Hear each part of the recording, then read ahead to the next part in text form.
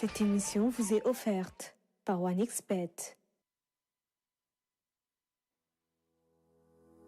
Assant SARL est une entreprise spécialisée dans le bâtiment, les travaux publics et terrassements. Vous avez la possibilité de louer des engins de chantier tels que des bulldozers, grues, porte-chars, excavateurs, camions-bennes et tous autres types d'engins de chantier. Assant SARL est aussi spécialisé dans l'ameublement, la vente de matériel de construction et la droguerie. Avec notre fabrique de briques et de pavés bordures, nos réalisations sont plus efficaces, plus sûres et plus garanties. Faites-nous confiance pour la réalisation de vos projets. Vous êtes à la recherche du mobilier de bureau parfait pour votre espace de travail? Bienvenue chez Maron Distribution Équipement, votre destination ultime pour tout ce qui concerne le matériel de bureau, des tables ergonomiques, des chaises confortables, des armoires spacieuses, des ordinateurs dernier cri. Transformez votre espace de travail en un environnement moderne, fonctionnel et confortable avec notre large gamme de mobilier de bureau et d'équipements professionnels. Nous avons tout ce dont vous avez besoin pour aménager votre espace de travail. Pour plus d'informations, contactez-nous au 77 513 36 63. Avec Maron Distribution Équipement, faites de votre bureau un lieu inspirant et motivant pour booster votre productivité. Tanor Confection est une marque 100% sénégalaise, spécialisée dans la confection d'équipements sportifs, toutes disciplines confondues. Le Made in Sénégal, au cœur du sport, avec des dirigeants sportifs sénégalais qui ont très tôt cru à la marque en faisant de Tanor Confection leur équipementier officiel. La qualité en bandoulière, Tanor Confection a tous les arguments des grandes marques mondiales, normes internationales respectées, machines de production de dernière génération, production à grande échelle, diversité des offres et surtout une équipe expérimentée. Maillots, blousons, chaussures, sacs, gadgets sont faits ici et personnalisés. Pour chaque équipe, Tanor Confection crée une identité, une communication visuelle qui participe à son essor en développement durable. Par nous et pour nous, oui, c'est possible. Ha, da ngay laaj man la Ami Mbaye tey laa leen di ceebal ndewal. Ami sa ceeb bi li muy xëy neex na de. bu ma sorxo doo ma jox sa ren door bi ba pare bëgg ma koy gaawantu yow tamit yow rek laay xaar. Waja fii la caabi di xëy ñëw ah dugg fii la kat ceeb bi naka jeeg waaw ma xam ne fii la yow lii la la. ceeb bi moo ñu xeeñ mu ne duñu waaw ren door bi ñu sóor nii. waaw dina woo ñeneen ñu dul. ah ren door la waaye ñëpp a ci xaar waaye ren bi les enfants venez manger.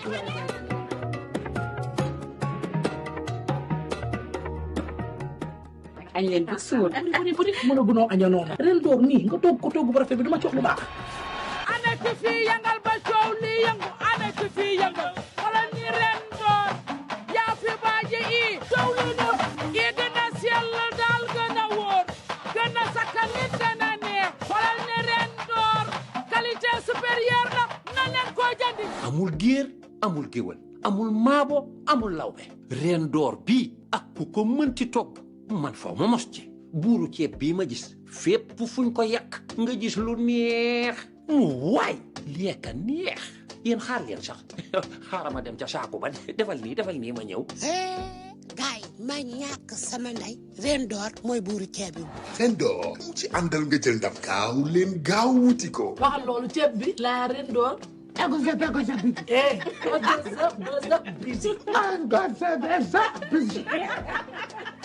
ren door buuru ceeb yi.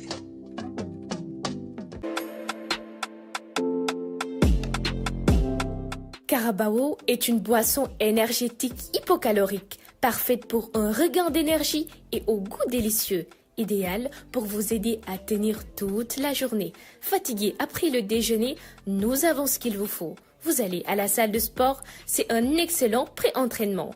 Vous n'avez pas le temps de faire une sieste. Optez plutôt pour une canette, c'est de l'énergie pour toutes les occasions avec des saveurs étonnantes qui rivalisent avec n'importe quelle boisson gazeuse. Vous aspirez à devenir un expert en boulangerie et pâtisserie? Rejoignez El Panis Trading Group et explorez nos programmes de formation spécialisés encadrés par des formateurs expérimentés. Nos offres de formation incluent l'initiation à la boulangerie et pâtisserie, maintenance des équipements de boulangerie, techniques de vente et bien d'autres encore. À la fin de votre formation, obtenez des diplômes reconnus tels que des certificats spécialisés, des certificats d'aptitude professionnelle, des brevets d'études professionnelles. Profitez de séances pratiques pour perfectionner vos techniques et maîtriser l'art de la création culinaire. Chez El Panis Trading, retrouvez aussi la boulangerie du consommé local. Nous sommes un véritable univers de délices. Savourez nos pains faits à base de céréales locales, pain au mil, pain maïs, pain manioc, pain nébedaï et d'autres variétés. Améliorez aussi votre laboratoire avec notre sélection de matériel de boulangerie de la marque Alten Top Turquie. Ici, nous pouvons vous fournir des équipements neufs comme des fours, des pétrins, des façonneuses et d'autres encore. Tout ce dont vous avez besoin pour créer des délicieuses œuvres d'art sucrées ou salées. Ne manquez pas l'occasion de vous former et de vous équiper avec El Panis Trading. Contactez-nous dès maintenant au 77 370 50 90 ou au 33 854 35 35. Nous sommes à la cité Lobat Fall, derrière le Dika Pikine Technopole. Chez El Panis Trading, votre satisfaction, notre priorité.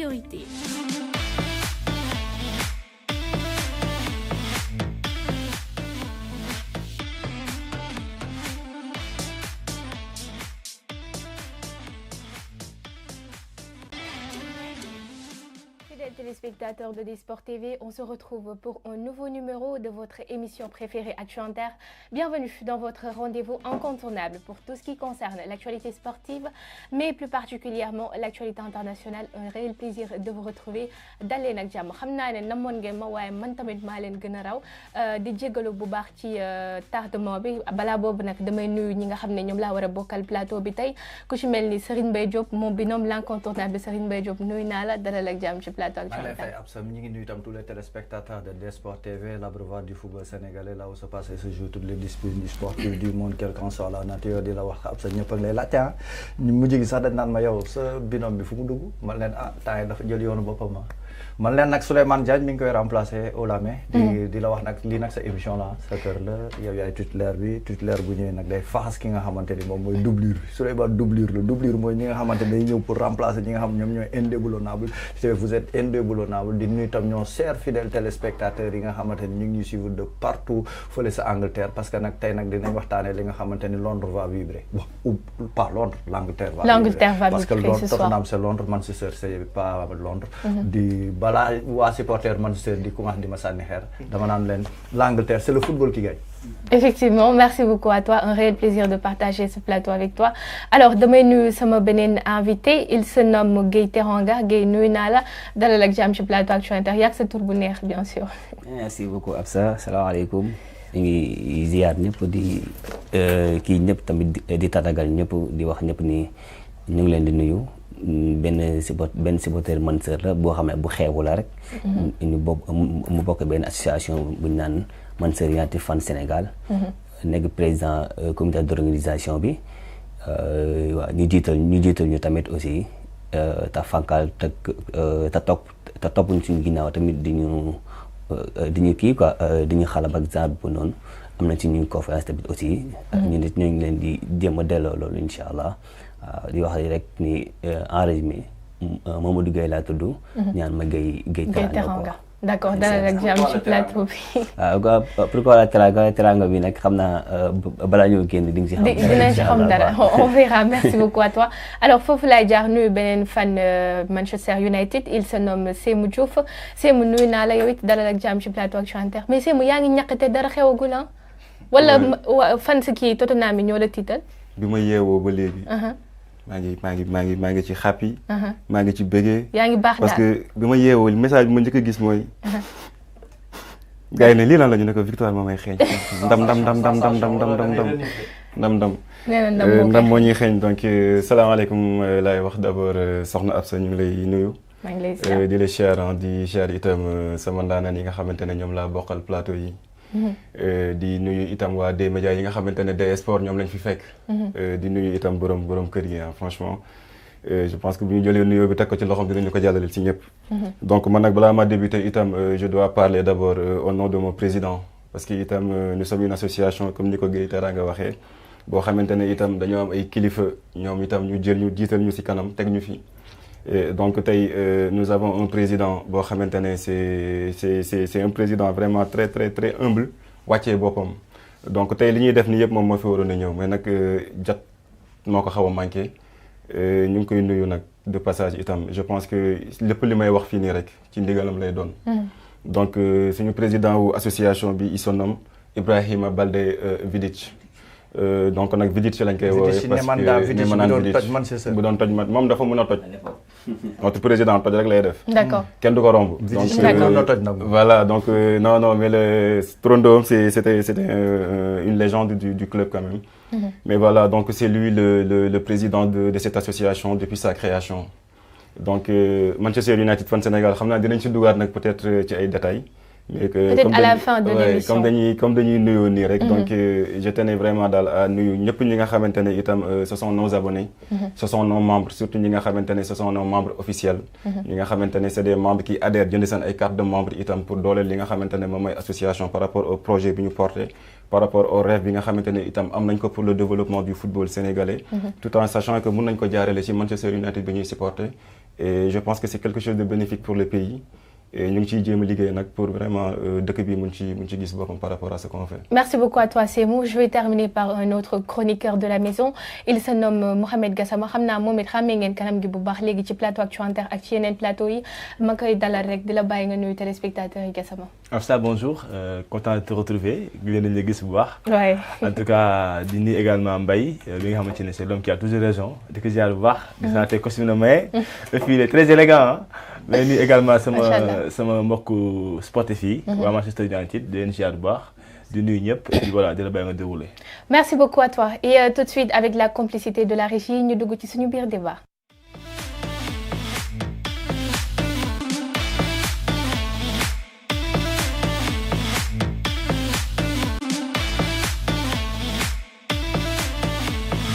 Merci beaucoup à la régie. Alors, nous allons démarrer avec le débrief des matchs qui ont été disputés hier en Premier League. Hier, en clôture de la 37e journée de Premier League, Crystal Palace s'est imposé devant Wolverhampton sur le score de 4-2. Serine Baye Diop, je vais commencer par toi. Tu as suivi le match hier. Quelle analyse peux-tu faire par rapport à cette rencontre? Je pense que Crystal Palace doit confirmer son match bu mu def samedi. Le titre bi nga xam glané na ko fële na le contre sa Wembley contre Manchester City parce que tamit mënoo gagner City jël coupe bi ba pare ñëw nga mu def na turnover nag mini turnover mais les loups n'avaient pas faim hier moom mooy waa Volve ñoom on les appelle les loups 3 défaites de rang la am te Crystal Palace booy xool dafay commencer di dem si beneen dimension booy xool dafa nar qualifier Europa League te Europa League da ngay gagner xaalis ba pare da ngay attirer tam ay joueurs yi nga xam dañuy bëgg aspirer dem jouer ay compétitions yu majeures comme ay Coupe Europa League wala ay Ligue des Champions te tournoi boobu mën na nekk issue qualificative boo gagné tournoi boobu dem Ligue des Champions ndaxte club anglais ñooy ëpp doole ñañ fay fekk léegi nag Crystal Palace man dañuy féliciter ku ñu wax Ismaïla Sarr dafa nekk personne bu indéboulonnable coach bi démb tourné na mais tourné wu ko da ko bàyyi parce que moom mooy plaque tournante si kaw parce que si kaw moom mooy décider action yi te je pense que Wolverhampton joué na saison ba pare da doon jéem a gérer pour finir en beauté te Crystal Palace man je pense que il ne peut plus rien les arriver li tax may wax loolu instant yi même match yi des sax suñu leen ko gagné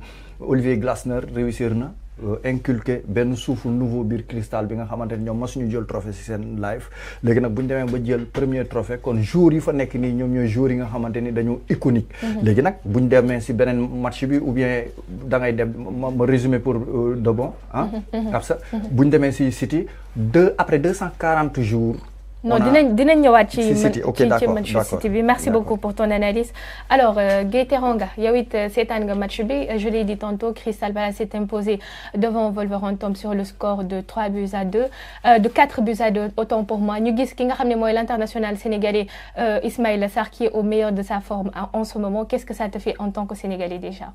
Oui, merci Absa si question bu kii bi bu pertinent bi affaire yi noonu.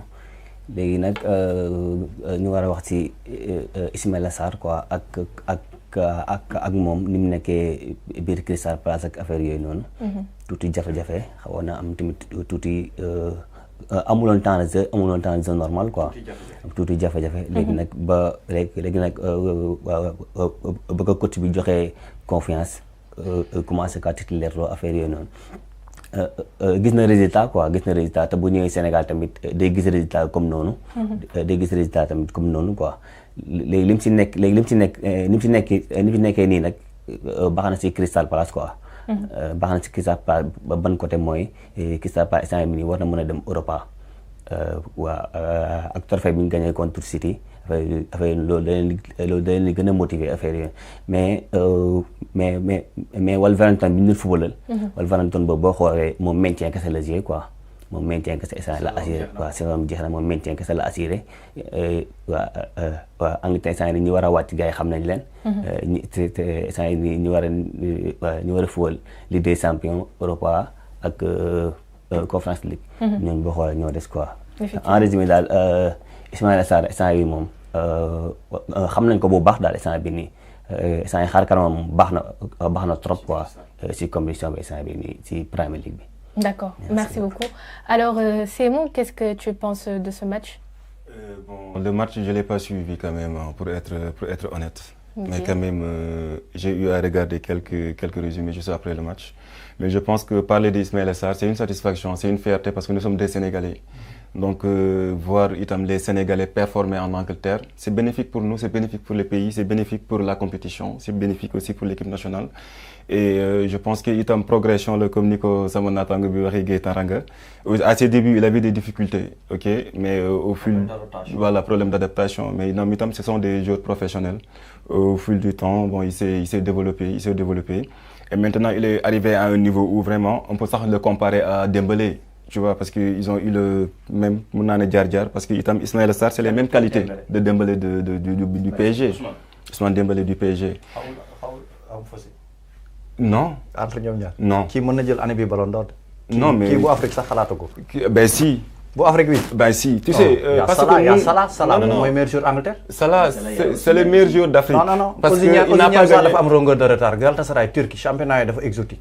Mais Première Ligue mënoo jël meilleur joueur ñuy xalaat ay Ismaïla Sarr. Non mais quand je vous parle de Dembélé, c'est-à-dire que niveau de progression. Dembélé quand il était au Barça par exemple, c'était un joueur à bas niveau. C'était un joueur qui n'est vraiment, les gens disaient que qui... Ismaïla Sarr masul dem Barça, masul dem niveau bob. Quand si, Ismaïla... Non, mais je vous dis... Marseille après dem fait. Mais voilà, mais moi, il a progressé. Progressé au sommet. Au sommet de sa carrière. Non, mais c'est la même chose. C'est un Sénégalais. D'accord, je te le concède. Moi, je favorise et je valorise les Sénégalais. Non, moi, je le fais, mais dañuy leen di juger à leur juste valeur. Non, je le fais, mais on les juge à leur juste valeur. À leur juste valeur, ok. Dembélé, il a gagné le championnat de France. Ok, Ismaïla Sarr, il n'a pas gagné. Je ne compare pas les deux, en fait. Ah, d'accord. C'est-à-dire, je ne fais pas une comparaison entre Dembélé. Quand je donne un exemple sur le cas de Dembélé, c'est parce que Dembélé, à un certain moment, mon niveau me fait watch on. Pourtant, une période, une révélation en France. Et saison environ. N'est que le meilleur joueur de France, c'est-à-dire qu'il y a une progression. Donc, marge de progression, Ismaïla Sarr. À ses débuts, c'était comme ça, c'était difficile. Même l'équipe nationale, l'équipe nationale parce qu'il a les qualités, il a le talent pour. Mais voilà. Mais maintenant, on commence à voir maintenant quand même. Il commence à être constant et ça aussi, c'est bénéfique pour le pays. Nous avons félicité, nous félicité aussi pour partie finale de Manchester City parce que nous, à Manchester United, nous avons joué. Donc nous avons City daw mo waral tay ñu football Europa League mo waral tay ñu taxaw donc je comprends City bi ñu gagné moo leen bégloo quoi. D'accord. Merci beaucoup. Alors Mohamed Gassama, j'espère que tu as suivi le match hier entre Crystal Palace et Wolverhampton. Bonne analyse que tu as def par rapport à ces deux équipes. Oui, je pense et la performance d'Iso, bien sûr. Oui, je pense que c'est une confirmation, comme l'a dit Mbaye, parce que ils sont deuxième au classement. Ils viennent de remporter le titre FA Cup avec l'équipe de Manchester City, ce qui n'était pas gagné d'avance parce que City était favori largement. Effectivement. Effectif joueur également, il n'y avait pas photo. Et Guardiola qui a fait une saison qui s'est ratée, donc il y avait qu'une opportunité pour gagner un titre, c'était ce match-là. Nous avons avec sérieux et détermination. Je pense que c'est un exploit qu'ils ont fait l'équipe de Crystal Palace. Également, il y a l'entraîneur Glasner, il fait aussi un travail remarquable parce que les joueurs ils sont reconnus au niveau international. Il y a des stars, à part qui Esmaël Sarr, peut-être Niketia. Il y a quelques autres joueurs qui sont aisés également. Ils ont une capacité de former un collectif. Et puis ils jouent bien, résistent à Manchester City, je pense qu'ils ont gagné encore hier, c'était juste une confirmation qu'ils terminent bien la saison. En tout cas, ils ont gagné un titre. Je pense que le rec doit pour la saison a été réussie. Après, ils sont 12e, ils n'ont plus rien à jouer. Je pense qu'ils ont largement mérité cette victoire-là face à une équipe de Wolverhampton. Bon, tu ne sentais pas qu'ils étaient assez intéressés quoi, en fait. Nous avons aussi parce que aussi ils joué. Quand Diapadani, Crystal Palace a été meilleur et voilà, la logique a été respectée. Merci beaucoup à toi. Alors, toujours en Premier League, Manchester City, 3e avec 68 points, a reçu et battu Bournemouth sur le score de 3-1. Alors, Serine Badjo, Manchester City, est-ce que tu pensais qu'il pouvait regagner cette 3e place vu forme en dents de scie, bien qu'on a traîné depuis le début de la saison? Bon, championnat Angleterre nak ren niveau bi démé wu fa non amul ben équipe ku se dégager hormis Liverpool te Liverpool ça dafa waxu gaay mais gënu leen won bax trop parce que boy xol Ligue des Champions gis nañ dénouement bi contre Paris Saint-Germain gis nañ contre Newcastle dénouement bi gis nañ dernièrement dem barki dem sax dañ ko gagné Brighton pour te montrer que yenen équipe yi ñoo répondre à temps dañu dem ba ben instant commencer di nek en méforme City bi revanche la aller bi ki daf ko gagné période bobu le City di soxé Bournemouth gagné ko. Je pense que Guardiola li doon tax mu sauver saison mooy assurer place am Ligue des Champions te xamoon naa dina ko def ndax 5 la place Angleterre am voire même si 6 la Angleterre am parce que ki gagné tey day dem Ligue des Champions muy 6e place attribuée te c'est une première si histoire Ligue des Champions benn nation de représenter 6 pays 6 équipes du moins. Léegi nag man je pense que dañu war saluer tey performance le retour de Rodri après 240 jours. 3 mois rek moo si déggoon ak fukki fan 125 jours moo si manqué 100 jours presque mooy 3 mois 90 jours mooy 3 mois boo si yóbbu maanaam 4 mois moo manqué mu mat at bi mu génnee bañoon football te gis nañ mu dellu si gis nañ ovation publique bi muy dugg si après 240 jours que ce fut dur avec l'absence de Rodri parce que moom moo nekk Ballon d'Or en titre Ballon d'Or bi nga xamante ne ñëpp nee nañ àddina bi daaw yaa fi gënoon xarañ si ñëpp ñi nga xamante ne ñooy football d'après les votants du ñëpp ko nangu parce que am na ñuy far Real nanguwuñ ko am na ñu far peut-être yeneen côté mën nañ ko bañ a nangu parce que vote moom fu ñu ko waxee du def l'unanimité les urnes ñooy wax maanaam li nekk si urne yi lu ñu compté ki raw yaay jël Ballon d'Or bi moo tax Ballon d'Or amul logique des fois dina am nag ñi nga xam ne année boobu dañuy def l'unanimité Messi daan nay def l'unanimité Chris daan nay def l'unanimité mais am na yu bëri yu ñu mën a contester mais Guardiola année de transition la jëm liñ ko baal ren déwoon duñ ko baal def na nag terminaison baax parce que sécuriser na place am dootul génn 5 premiers yi 6 premiers sax ndaxte ñii bu ñu gagné sax dañuy libéré waat beneen place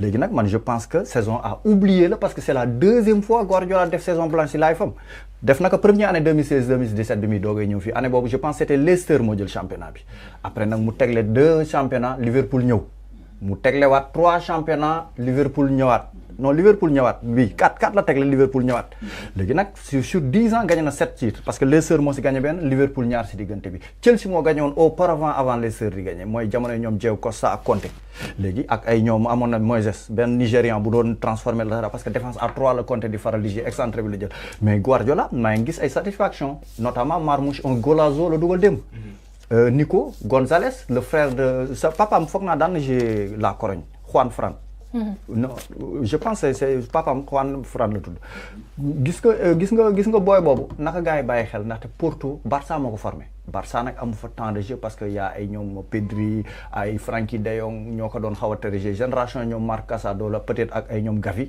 mais dafa dem voir ailleurs mooy Porto mu am foofu benn niveau bu mu montré Guardiola ak ay scoutam dem superviser que indi pour mu ñëw suppléer que ñu wax Rodri parce que Rodri tout le temps day am paire am na benn année moo kii la woon nu mu tuddati Bernardo Silva la transformé woon am na benn année De Bruyne la transformé woon milieu relayeur léegi nag gis naa ren Kovacic moo remplacé presque Rodri mais Kovacic joxewul total satisfaction Kovacic nag du question de joxewul total satisfaction lii mooy niveau parce que Kovacic équipe yu mag yi mu jaar yëpp ban lay toog dem na fi Inter nekkul titulaire indiscutable dem na fi Real nekkul titulaire indiscutable léegi nag Chelsea daal la fi nekk titulaire indiscutable ak peut-être yenn équipe yi nga xamante ne ay Zagreb yooyu jóge na fa léegi nag Kovacic peut-être nekkul au niveau de Rodri léegi nag loolu on peut comprendre ça parce que moom préparé na ses arrières maanaam notamment Kouzanov sax gisatuma ko moom mooy défenseur bi jóge woon Lens mais je vois Ruben Dias ay Akanji Guardiol même goal bi ma doon réclamer dem Ederson au détriment de Ortega nekkul goal bi nga xamante ne am na niveau booy ñëwee ba ay final di ko teg sa camp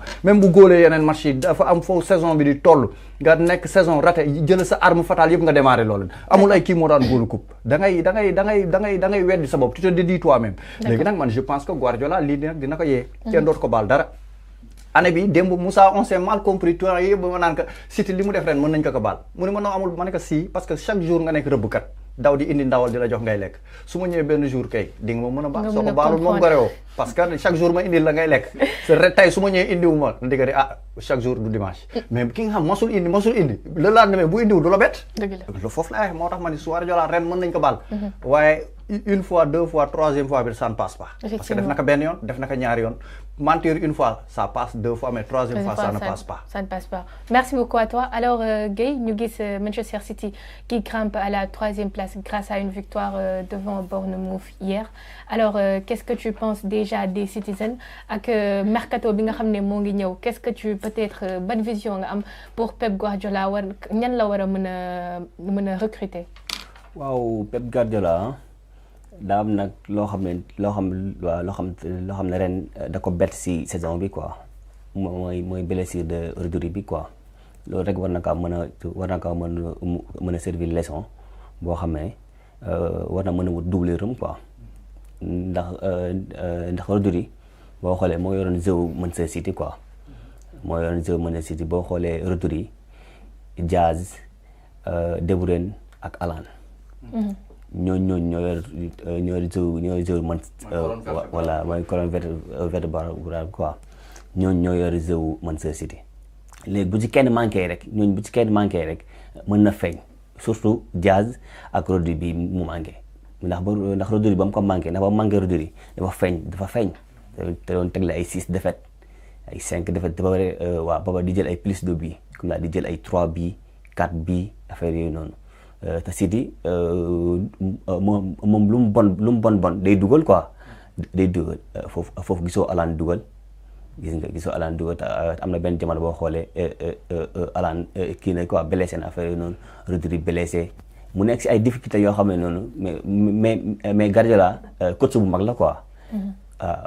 malgré difficultés yi mu nekk noonu yëpp mais après ñëwaat na quoi. mais gisoo ni Guardiola n'a pas perdu la main maanaam dem na ba affaire yi ëpp ko doole. dem na ba affaire ëpp ko doole ba mu cool yi. waaw ba mu wax ak public sax solution quoi ba mu wax ak public sax ne doy na quoi affaire yooyu wax na public ne doy na affaire yooyu noonu léegi nag Guardiola instant bi nii tam ko assuré na qualification Ligue des Champions.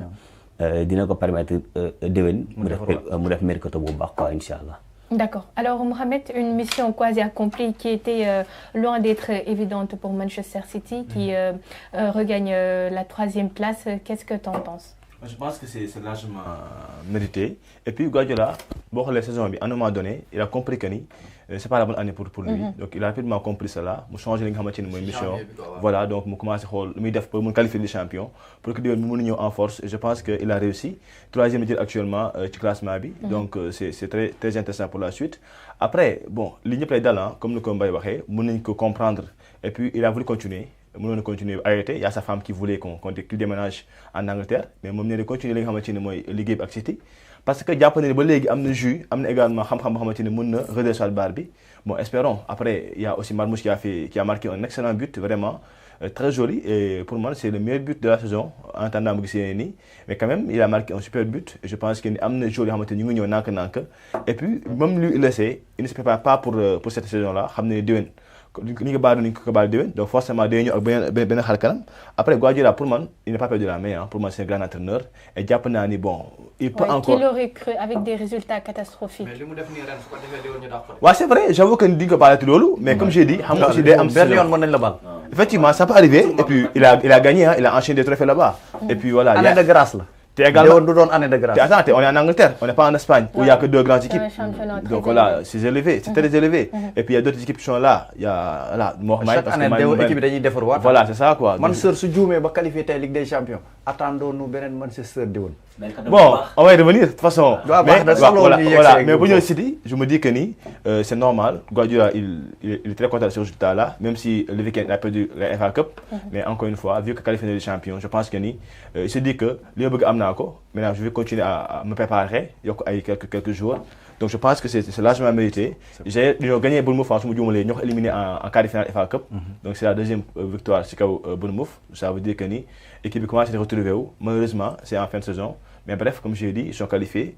En même temps, au défaut de la préparer en conséquence. Il y a un jour pour nous maintenant affronter la saison 2NB où vraiment il n'y aura pas de pitié pour lui. Merci beaucoup. Alors Simo, est-ce que tu penses qu'aujourd'hui Pep Guardiola doit procéder à un renouvellement de génération pour peut-être espérer gagner des titres la saison prochaine? Bon, si j'étais Pep Guardiola, je vais maintenir l'équipe, je vais répéter la même saison, je vais pour gagner meilleur cours, parce que moi je suis un mancunier. Non mais non, analyse. Non, je peux pas. Mancunier, du bëggal lu baax, City lu baax. Voilà, j'ai compris lu tax bu di final bi waaw. C'est genre, c'est bien. Pour eux parce que samay dëkkandoo lañ et je sais que c'est parce que ñoom feebar nañ que l'autre en a profité pour être champion. C'est parce que sama dëkkandoo moo feebar. Ah sa beneen de wujju moo jël championnat bi muy Liverpool tamit. Ah yow daal.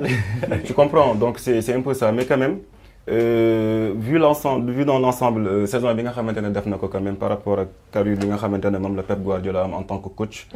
Vraiment dina bett ñu bëri. Mais je pense que comme j'ai l'habitude de le dire ça me brosse na ko sànq c'est-à-dire que dafa amoon un joueur boo xamante ne c'était un joueur clé ci li nga xamante ne moom mooy système de jeu am et il était devenu ballon d'or et blessure am boobu noonu ça a un peu handicapé l'équipe avec les blessures à l'époque de De Bruyne bi nga xamante ne mi ngi commencé woon ay kii am di xaw a wàcc donc voilà mu nekkoon dernier match am donc en quelque sorte dafa yor benn cycle boo xamante ne dafa nekk en fin de truc parce que ku xam Alan comme ni mu koy waxee en tant qu'attaquant on sait que c'est un attaquant boo xamante ne sur le terrain il te marque des buts donc quand il joue des matchs et qu'il enchaîne et qu'il n'arrive pas à marquer c'est parce que le système pose problème c'est parce que au niveau du système il y a des éléments yoo xamante ne comme ni mu ko waxee la il n'avait pas préparé ces doublures là parce que City d'habitude nag bi fi Pep bi nekk dañu waxante dëgg rek di rangale il avait deux équipes yoo xamante ne doo xam ndax kii mooy A bi ndax doo xam ndax kii mooy B bi parce que équipe bu mu andi tu te dis que mais ñii ñooy baax bi donc quand il a perdu un peu ce fil là avec les blessures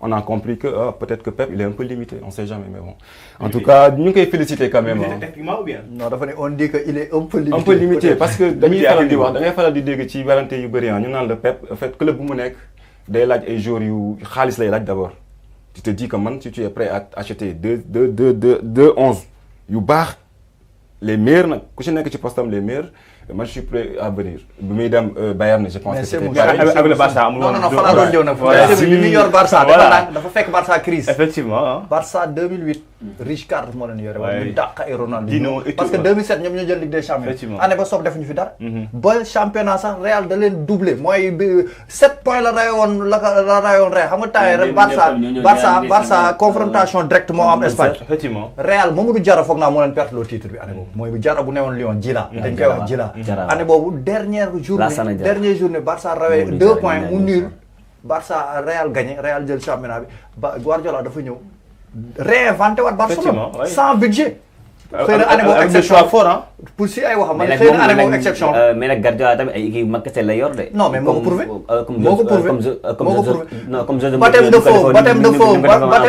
baptême de forme 2008 2009 Barça su ko raté woon du ma si jël équipe mag moo ko prouvé parce que amul lii rek ngay yor dafa am déclic luy déclencher quelque chose déclenchement bi mi ngi nekk 2008 2009 ah ouais avec l'avènement de Messi ça se comprend avec l'avènement de Messi quand tu me parles du Barça 2009 jëm kaw quoi ndax 2002 non waaw Messi moo tax Barça sax noonu tamit loolu mën naa ko tu me parles de Eto'o Non, mais avant, tu me parles de Ibrahimovic. 2008, il faut. Mais il perd les Non, mais quand même, il y avait la patte Guardiola, quoi. Non, mais patte Guardiola, il fait imposer ça. C'était ça, quoi, en fait, dans le jeu. Non, mais attends, il y avait. Mais nag benn affaire am na de 2008 boobu. Non, Ronaldinho déclaré la man sa moo Milan la mujjee Milan. On s'écoute, s'il vous plaît. Quart de finale de man sa moo gagné quart de finale Ligue des Champions, quoi. Non, année boobu dëgg la Manchester moo final moom ak quand je dis que coach du dugal quoi mooy c'est un coach un peu limité, je pense que voilà. C'est techniquement ou bien? Non, attends, li mu nekk coach City non li mu nekk coach City tax muy wax lii. Non, c'est pas parce que je suis Guardiola limité. Non, mais si, parce que ça, tu sais, je vais donner l'exemple sur Ole par exemple. Ole Gunnar Solskjaer du meilleur Manchester United. Entraîneur aspirant lui non, mais attends. Aspirant laisse-le terminer, Mbaye Diop. Non, Molde. Laisse-le terminer pour ñu mën a comprendre. Il a battu combien de fois? Du question de loolu. Ba lan la Solskjaer prouvé? Rien du tout. Gagné non, ay coupe du village. Non, il n'a même pas gagné coupe du village. Lan mooy coupe du village? Ay FA Cup, ay Carabao Cup, mooy coupe du village.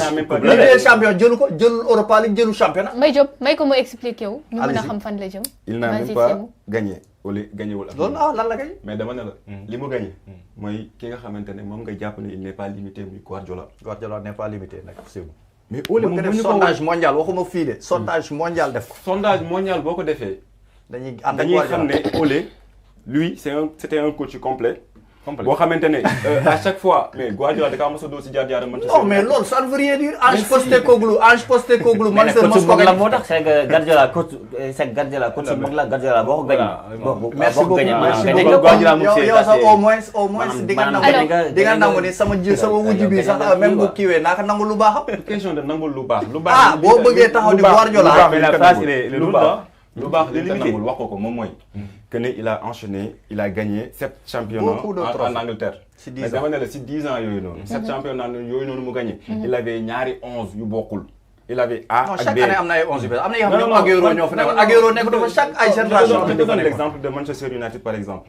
Manchester United am nañ banc, n'est-ce pas? Mais suñu 11 ñun bu ñu amee ay blessés suñu banc riche boo xam ne richesse boo xam ne mooy gagné championnat. effectif mooy gagné championnat laa lay wax ma ne la Guardiola. kon sa équipe dafa limité sa force. Non, c'est pas que sama équipe dafa sa force c'était que équipe A boo déggee may wax équipe A ak équipe B maanaam tey banc profondeur quoi. Profondeur il avait en profondeur en fait li muy gagné championnat yi mu gagné yëpp.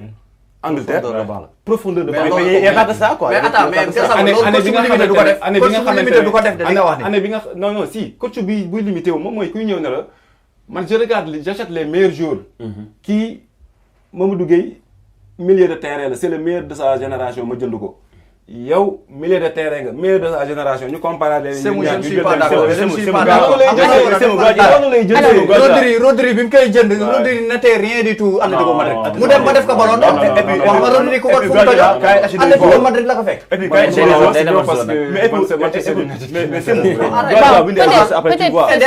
Ederson Benfica bi mu fay nekk jour simple woon goal simple woon moo ko mel loon nii kon nekkul day taxaw naan wol leen ma di Alan bi mu koy jënd close am 60 millions la woon bi mu tojee ba dugal ay 40 bi close am 100 la léegi moom moo lay melloo nii qu'on se dit là Iniesta jour simple woon avant kii di ñëw ak Xavi moom moo leen réinventé ba ñu commencé concourir Ballon d'Or même chose kon bu ñu taxaw di Guardiola day daw Bayern dafa dem fekk fa benn instruction fekk fa ay jour Bayern dafa dem fekk fa ay jour Sterling ba nga koy jënd ba mu jënd Sterling daw rek la mënoon quoi daw di génne Sterling sax gars yi dañ koy manager Sterling gars yi dafa daw génne non Sterling mu ne ko ne daw day ànd ak xel quoi ngay teranga xaaral ma nangu teranga léegi ngay teranga déglu léegi tegal ko ay pour Sterling côté yi mu jaar yëpp brillé na Liverpool brillé na City brillé na Chelsea c'est que dégringolade la nekk Arsenal parce que dafa commencé màgget.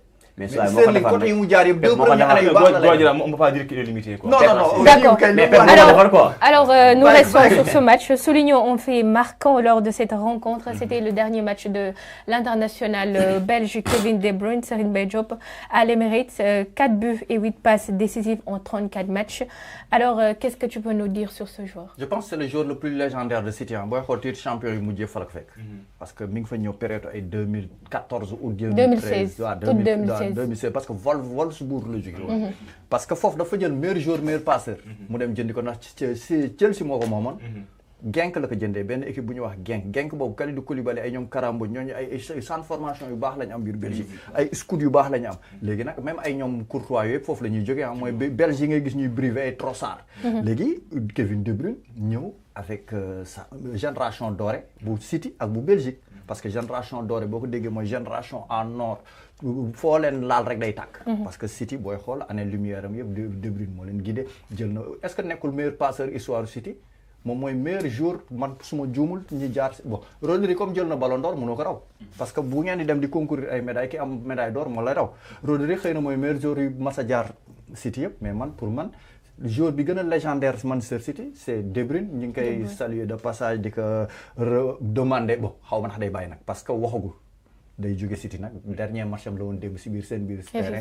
mais mën na nekk dernier match am week-end prochain xaw ma ba fan la ñuy voyager di dem mais je pense que la dernière danse de De Bruyne mën na nekk Belgique dëkkam mu ñibbiwaat xam nga nag nit ki mën na kuy xamul fa nga jëm na ngay dellu fa nga jóge dem ressourcé wu si dëkkam mooy Belgique Union Saint-Gilloise bi waa jël championnat wala Club Brugge ou bien mu dem si championnat yi exotique ay États-Unis ay feneen en tout cas le football a perdu l'Angleterre a perdu mooy championnat bi dinañ ñàkk jour élégant parce que élégance technique clairvoyance lépp la De Bruyne dajale puune bi man laa koy woowe parce que il est blond weex tàll amul dara lu ñuul kii xam naa bu ñëwoon suñu kër yooyu bu ñu ko màttee day rouge. Merci beaucoup Serigne Mbaye Diop. Alors Gassama, qu'est-ce que tu peux nous dire par rapport à ce joueur légendaire? Moi j'admire et l'homme et le joueur hein, parce que vraiment il est vraiment élégant et puis quand tu le vois jouer même il force l'admiration et là je pense que c'est dû à son talent, son génie. En termes de passe décisif, les chiffres sont là, je pense que ça parle pour lui. Il fait beaucoup de passes décisives, des passes c'est incroyable à la limite, je te dis comment il arrive à les faire. Et puis voilà, c'est un joueur comme j'ai dit. Bokk na ci catégorie yi nga xamante ni je me dis que après c'est regrettable 10 ans après 20 ans après duñu ne gagné na Ballon d'Or. C'est le cas d'Iniesta, de Xavi et de tant d'autres joueurs. Un milieu de terrain talentueux, vraiment comme j'ai dit doué, avec une grande capacité de vision. Il fait la perce de façon imprévisible. Et jàpp naa ni koo xamante ne la football amoon na ko trophée. Et je me dis que c'est un peu dommage qu'il ne gagne pas le Ballon d'Or. Après, il a préféré rester longtemps à City. Il a possibilité Real Madrid, subir 5 ans mais il a voulu juger fidélité à Manchester City.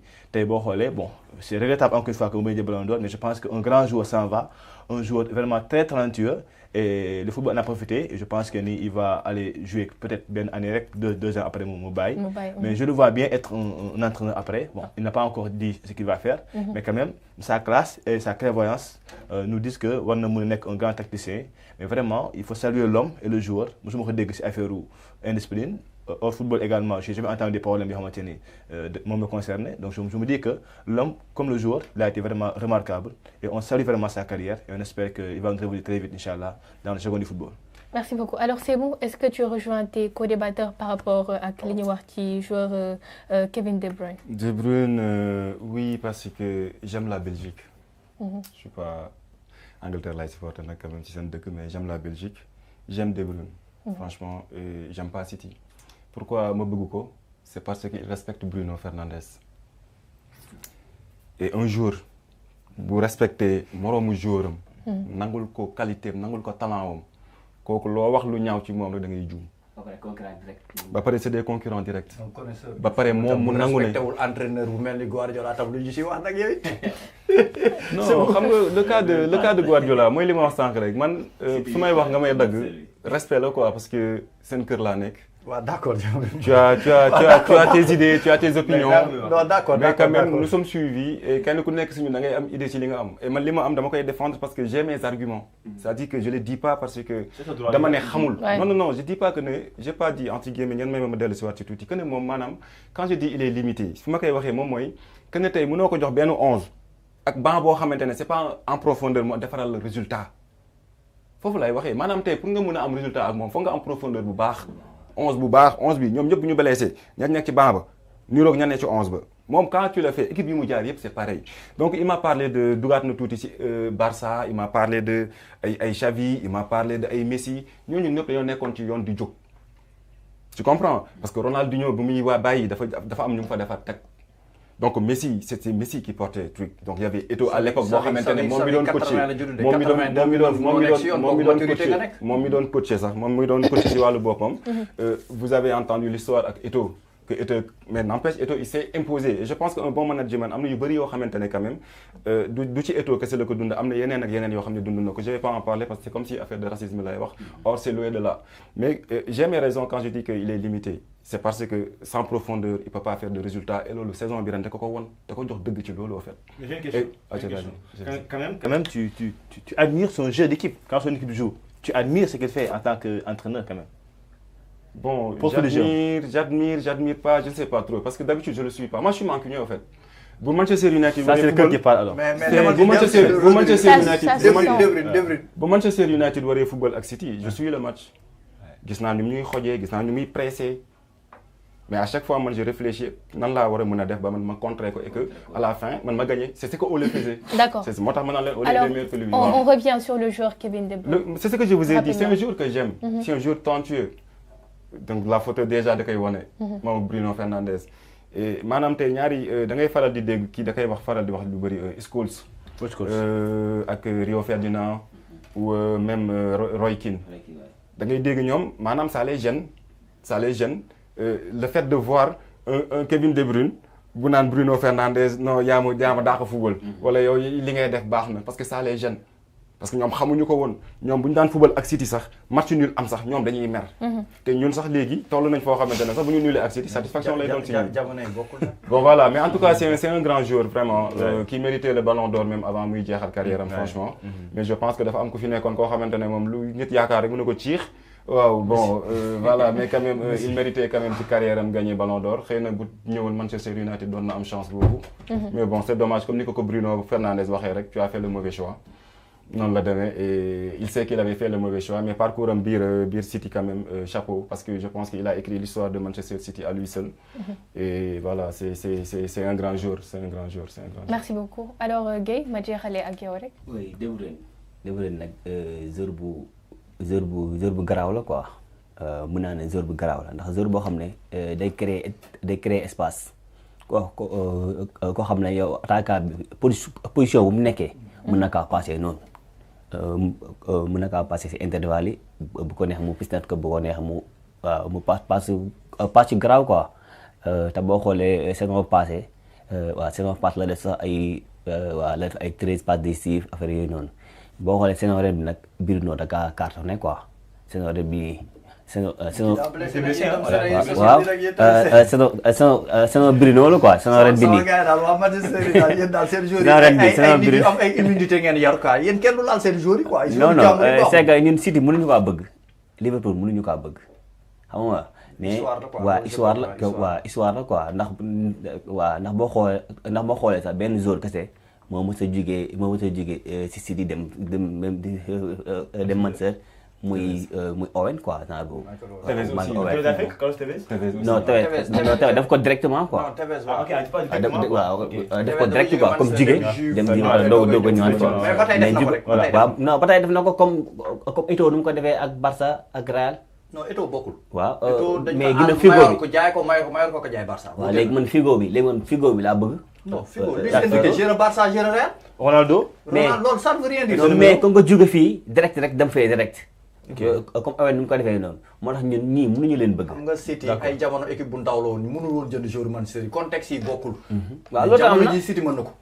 jamono ji City mën na ko mais est-ce que Manchester dina ko jaay City sa door gi am nga koo jënd taay latéral bu jógee Lecce door ju xaw ma su ko soxla woon mën na fa dem. amul ay Manchester laa nekk ak léegi day aspirer dem jëli Ligue des Champions. non jamono ji jël Ligue des Champions si City la gën a jege que Manchester. day fekk expliqué ko histoire Manchester non day fekk expliqué ko histoire Manchester 2013 ba léegi mënoo jël championnat. 2013 ba léegi mënuñoo jël championnat mais si biir loolu City jël na si 7 championnat nga bëgg taxaw naan ma ay non lii laa jamono yi ñoo wute jamono yu yàgg ya joueur Manchester du dem City parce que City tokaar la woon équipe bu ndaw mais jamono ji jaabante Ligue 1 Ligue 2 mais jamono ji joueur mais histoire Manchester ku ko De Bruyne carrière bi mu def si ku ko expliqué joueur bu ñu expliqué histoire Manchester dugal sa les trophées nga xool da nga xam ne histoire ancienne nga may raconté nii waaw histoire ancienne moo ni histoire présent Le président, qu'est-ce qu'il a fait? Loulou Taïdi concourir ben coupe c'est pas convoité par les grandes écuries. Non, mais Real Madrid concourir. Non, mais coupe Barça du concourir, Bayern du concourir. Alors, très rapidement. Mais dina ci ay tolof tolof yo xamné. Non, da ngay nangu ne voilà, si ngay jé do na ci ay tolof tolof. Dañu ci ay tolof tolof te ñoo ñaan Yalla gën ci tolof tolof. Ah, si ñaan nga tol. Waaw, légui nak buñ jëlé légui Ligue Europa bi nak buñ ko jëlé. Bu jëlé Ligue Europa dem qualifier Ligue des Champions. dinañ gis beneen xar kanam da nga gis benn xar kanam mën sa. alors foofu la ñuy jaar xam foo koy gisee. foo gisee da nga gis benn mercato bu baax boo xam mën sa dina ko def. Manchester la ñuy dugg. Alors nous poursuivons avec la finale de la Ligue Europa entre deux équipes anglaises ce soir.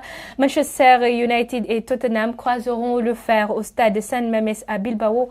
Alors avant de poser le débat sur les forces et faiblesses des deux équipes, on va voir l'historique de la rencontre dressée par Sabel Olivia Diagne.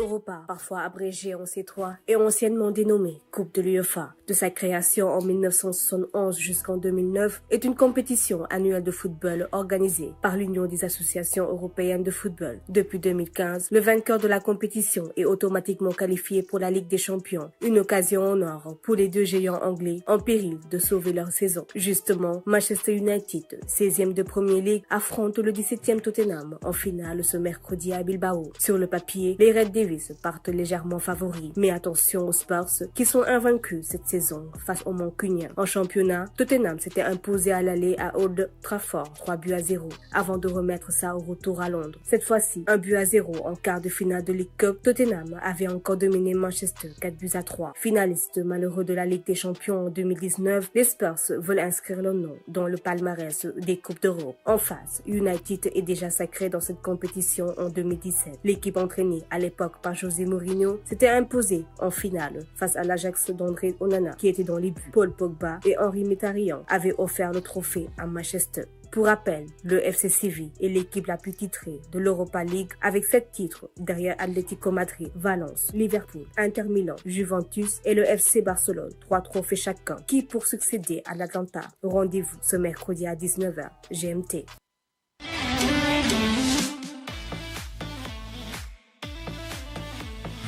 Merci beaucoup à Sabel Olivia Diagne. Alors gis naa bi ñu Sabel commencé wax ci Mancunien ñi di fëgg dënn fii nii Sémou gis naa la ngay fëgg dënn bi. Ouais, le respect parce que c'est le sang que tu vois, ça résonne dans le corps, tu vois. En tout cas, de vrais passionnés sur ce plateau. Alors, damay commencer d'ailleurs à Guillaume. Nous allons parler des forces et faiblesses des deux équipes. Alors, bu ñu ñëwee ci ki nga xam ne mooy Manchester United ñu gis en défense am nañ ay absence yu bëri. Donc, est-ce que tu penses qu'ils pourront s'en sortir aujourd'hui? Bon, ñu ngi leen koy ñaanal quand même yàlla moo yor ndam ñu ngi koy ñaan mu jox ñu ko comme ni ko mbër yi di waxee rek. Waaw tey gëm nañ ko parce que c'est vrai que United blessure absence bon c'est pas aussi grave que ça parce que Lisandro Martinez moom blessé et que mon blessure am yàgg na quand même donc il faisait plus partie quand même de l'effectif. Xëy na ku bees ki si ñëwaat moom mooy De Ligt. Donc De Ligt peut-être que gars yi ñu ngi doon espérer quand même mu dellu si waat mais malheureusement final bi du ko mën a jouer. Je pense que c'est les deux grands yoo xamante ne ils sont absents au niveau de l'effectif mais sinon à part ça le reste ils sont tous là.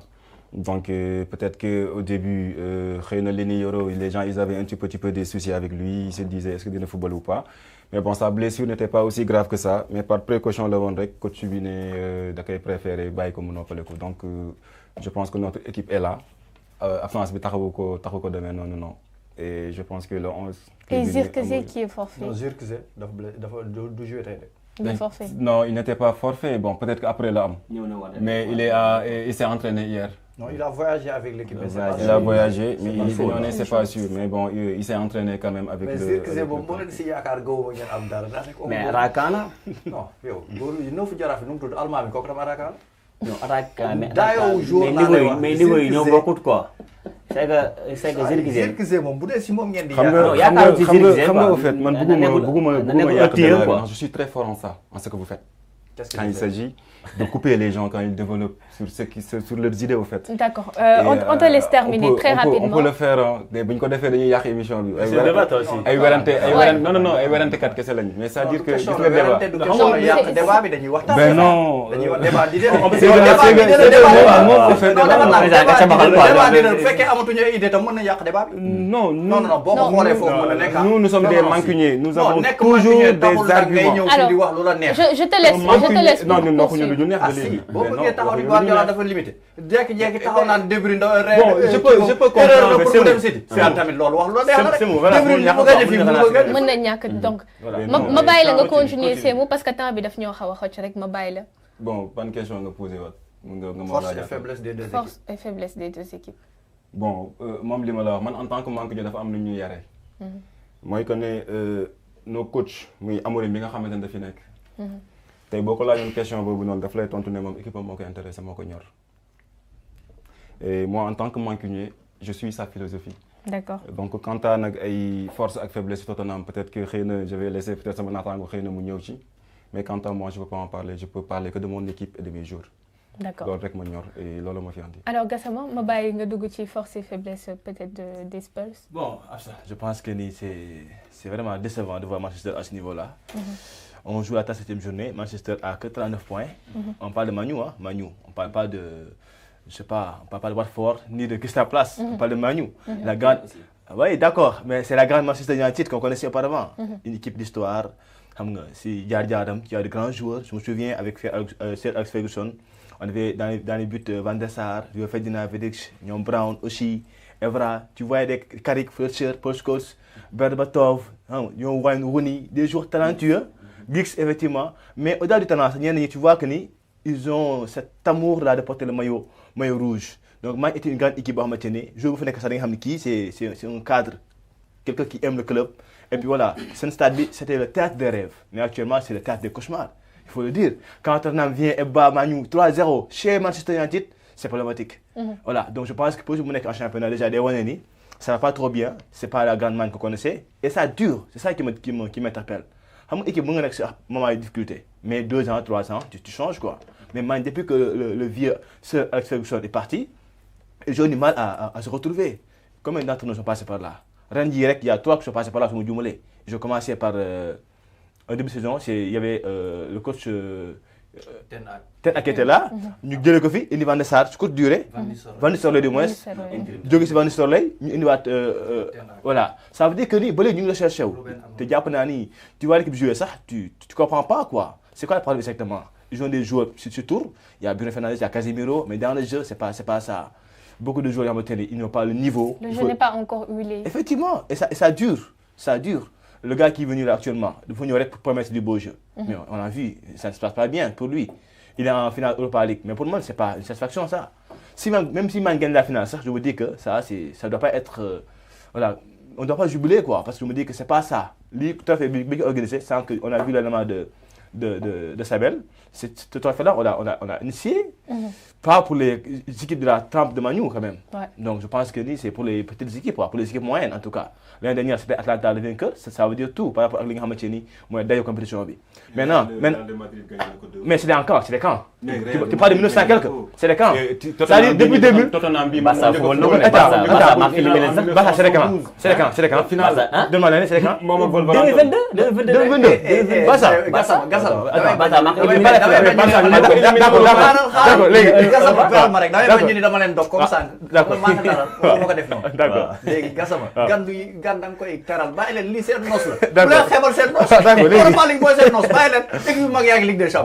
D'accord. Donc pour terminer, Absa, je pense que Amorim, dès qu'il est Bayern, le monde est haut, parce qu'il vient juste d'arriver, il est venu en cours de saison.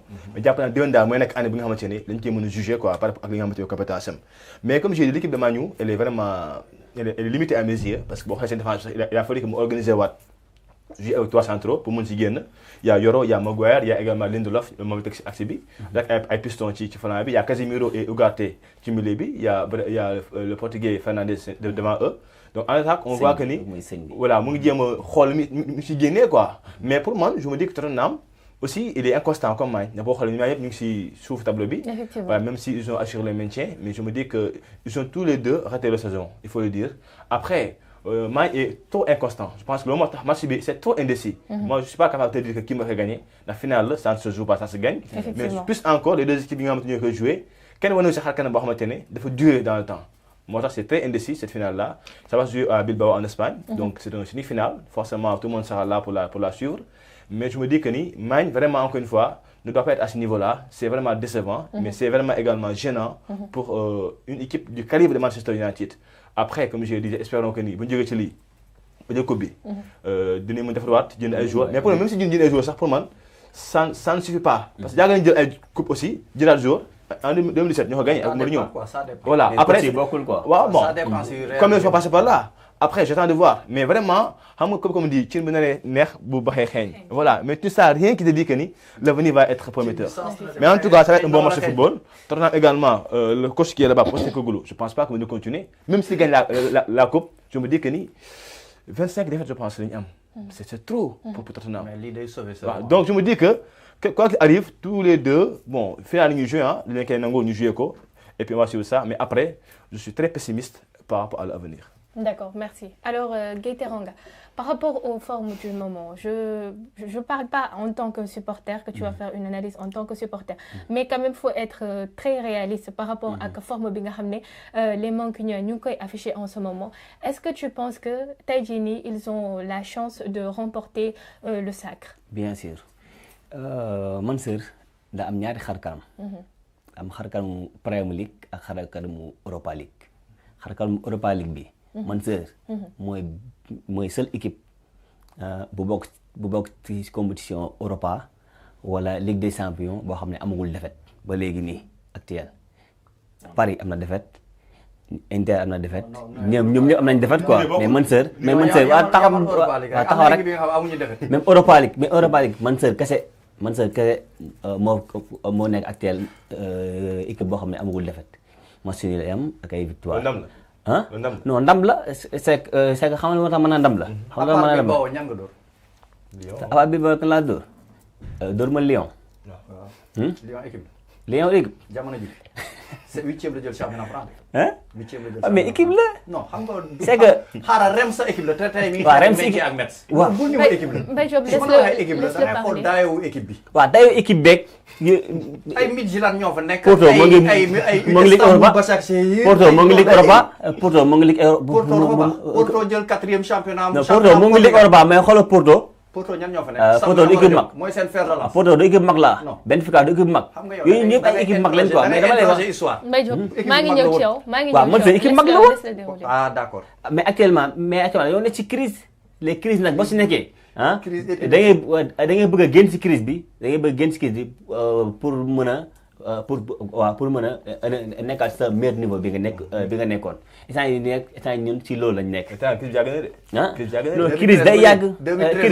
crise mën na yàgg Chelsea dafa nekk ci crise. ban crise la nekk. Chelsea dafa taxaw rek Chelsea dafa nekkoon ci crise. génn ci Ligue des Champions 2022 xaw ma dafa nekk ci crise par rapport ak yow. taxaw expliqué la dafa nekk ci crise génn ci crise bi. dugaat ci kii génnaat na waaw léegi man su ma kii du ma dugaat kii daa génn yaa leen dugg man su ma xasee ba génn sama crise bii nii du ma dugaat yow ñaanal ma mu jël sama yow ñaanal ma mu jël trophée bi tey incha allah. non man su ma ko jëlee ñaanal dinaa mën naa la ko ñaanal. mais bu ñuy waxtaan na wax bi logique tuuti. parce que wax bi moo ngi logique. non logique si naan ay Mansour mooy seul fan ngay joué ñan ngay dajal ay sporting xaw ma ay. mais compétition la quoi xam Europa compétition la. Ligue des Champions tamit compétition la mais bu ñu xeebal ñun compétition bi ñu nekk ndax compétition bi ñu nekk nii ah gagné nañ ci Barça en 2002 non en 2022 2023 ñoo ko éliminé Barça doyam Barça bu doyam Barça bu Araujo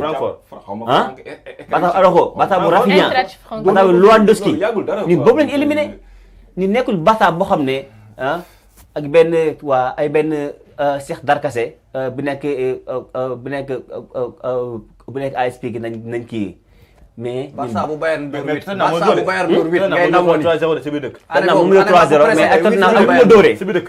c'est Tottenham ak ni ma dóoree Tottenham ba may gagné ba may gagné championnat dama am rouge Bruno Fernandes nañu rouge sama meilleur rouge ci football la bokk waaw sama meilleur homme yow rouge tax nga gagné mais dama lay wax rouge tax nga yegg si fii waaw mais dama lay wax nag rouge tax nga gagné Bilbao mais dama lay wax Tottenham lu tax mu gagné ma dama am rouge te sama rouge sama meilleur homme la sama premier beneen bu may gagné mooy beneen bu may gagné 3-0 moo tax gars yi di wax boo dama amoon ay blessé mais tey di nga xam te mën naa sëkk d'accord ñaari blessé kese la am te na fa yem d'accord li ñu yoroon ñëwaat na Chelsea ñëwaat na Diego Dalot ñëwaat na et je pense qu'il voulait rajouter quelque chose.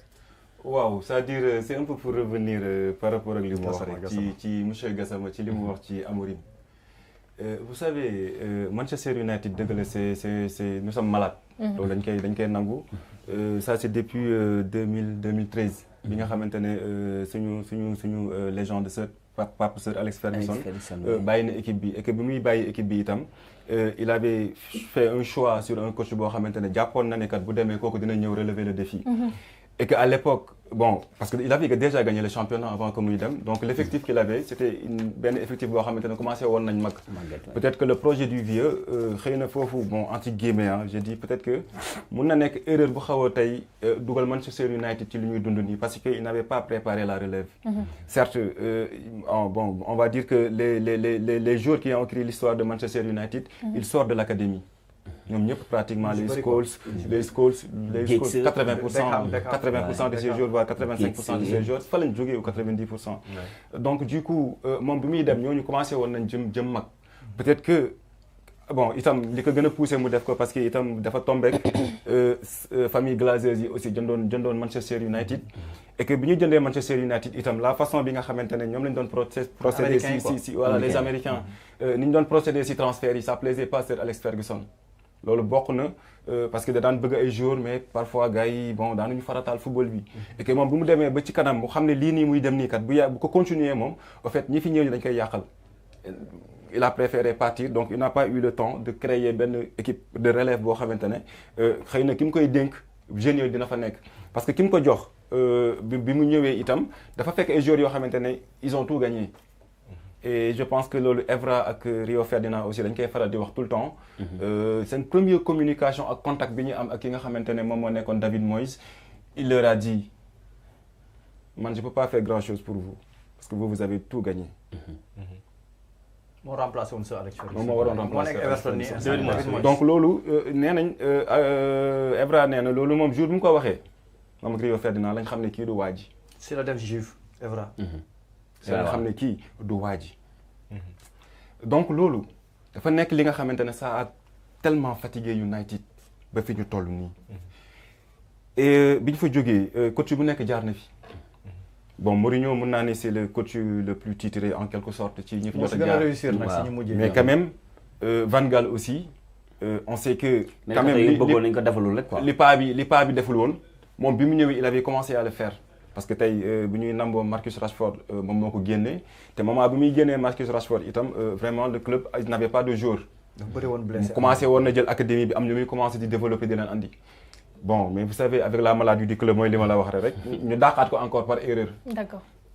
Voilà ñu andiwaat itam Mourinho quand il est venu il a gagné quelque chose mais bon voilà bon bëgguma jël monopoliser parole. merci beaucoup Serigne Mbaye très rapidement parce que temps bi daf ñu xoj. donc ma bàyyi la très rapidement nga match bi nag xaw ko analyser dafa xaw a jafe quoi parce que 6-9 la Manchester certes amul défaite.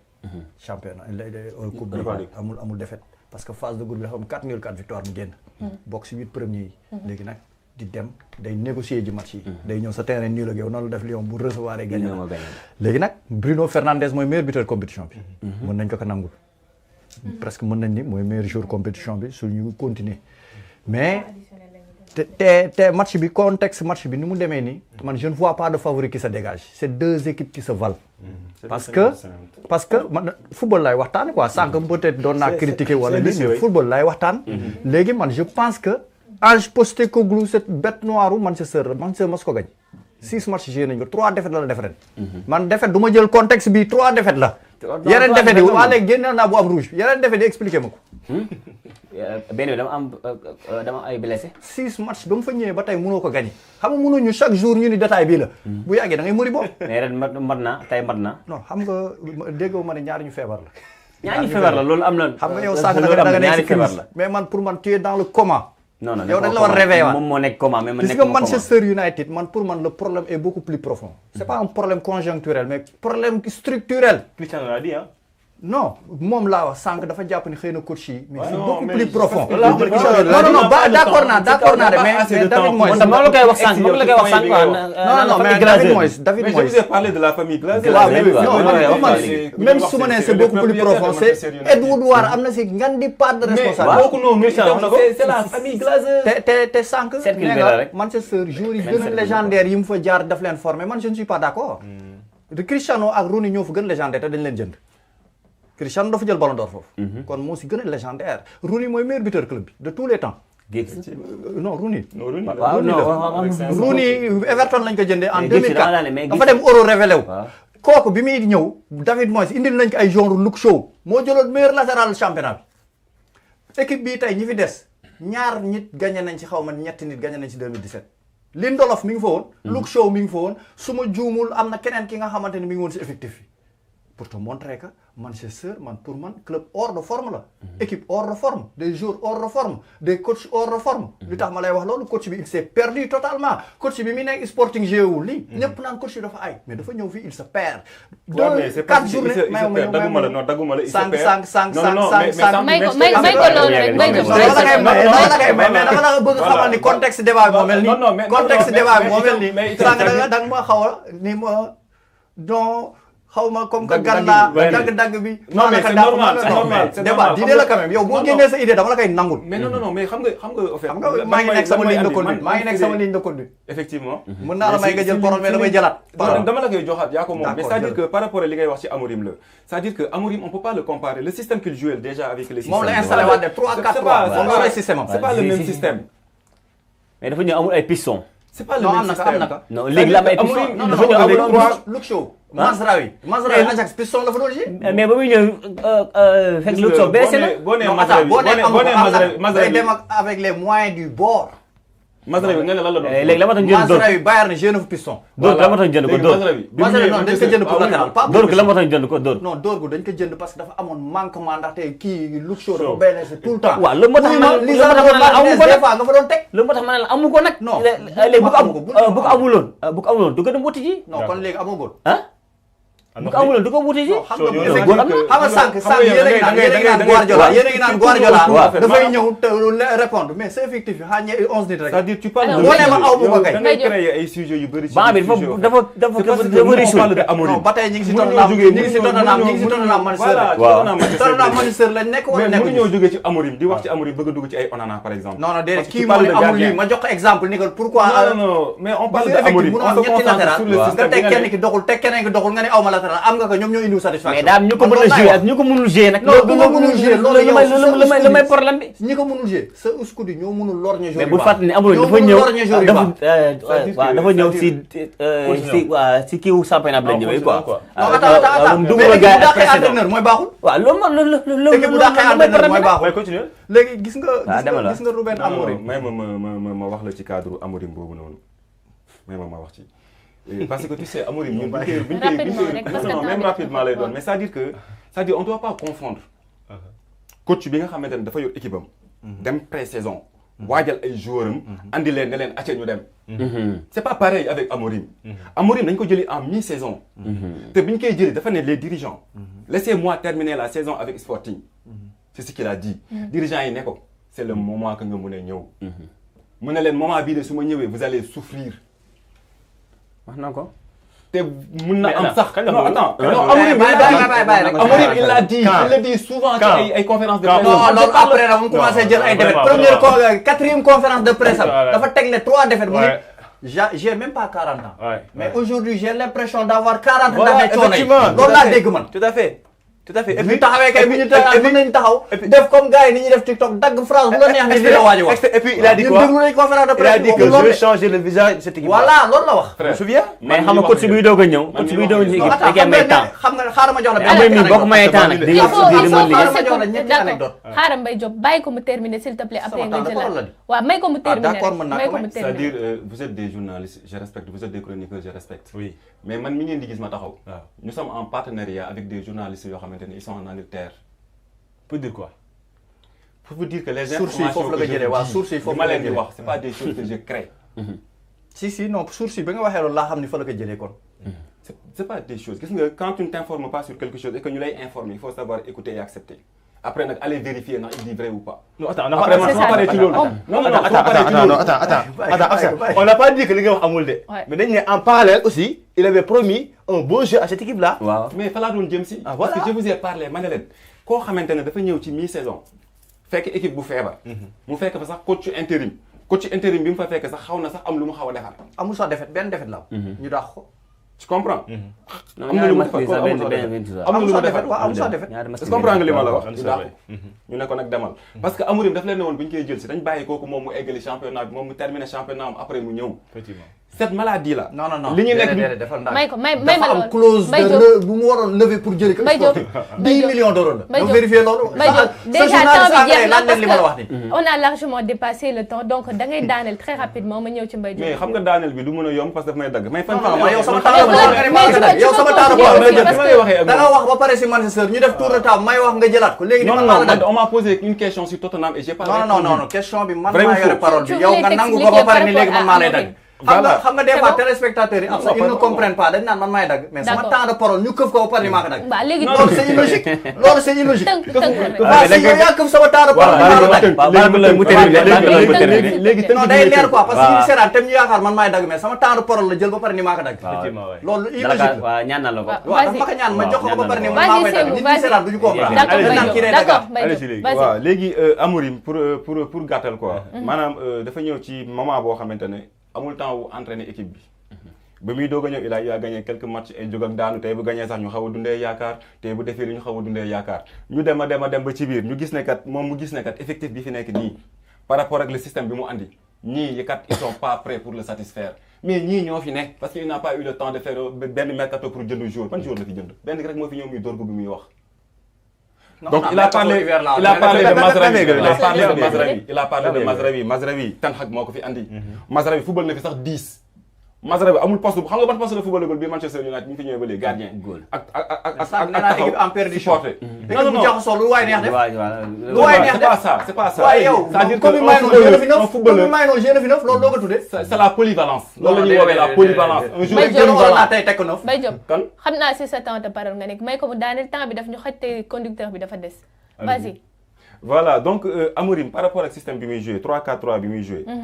système la boo xamante ne Manchester United xamu ko joueurs yi am nañu ko ci football par chance mais xamuñu ko donc moom itam amul temps wu entraîner ak gars yi pour vraiment amul itam temps wu jënd ay joueurs yi nga xamante ne comme les pistons que vous dites yi nga xamante ne manqué na équipe bi mais il a réussi à développer des joueurs yoo xamante ne ñun ñu ngi am satisfaction par rapport à eux sur le système on peut citer le cas de Bruno Fernandes on peut citer le cas de Amad Diallo comme piston Amad Diallo ñun supporter dañu daan ba naan Amourim bu mu ñëwee ba mu football Amad Diallo piston parce que du qualité boobu noonu la yor mais il s'est développé sur ça un Garnacho boo xamante ne il était malade mais on a vu sa progression malgré qu'il rate beaucoup on accepte ça mais quand même il a apporté quelque chose mais bu ñu ko jugé gum xam nga Amourim kañ nga koy mën a jugé bu saison bi jeexee que ñun ñu gagné Europa League bi que ñu ñàkk ko gagné pour man ça n'a pas d'importance xam nga li am importance moom mooy lan li Amourim wax d'accord moom mooy concentré wu sur le championnat itam bu li jeexee ñu xool les joueurs yi nga xamante ne c'est les faibles de l'effectif ñu éliminer leen mais pour le moment mënul def leneen lu dul soox ak ñi fi nekk bu saison bi jeexee nag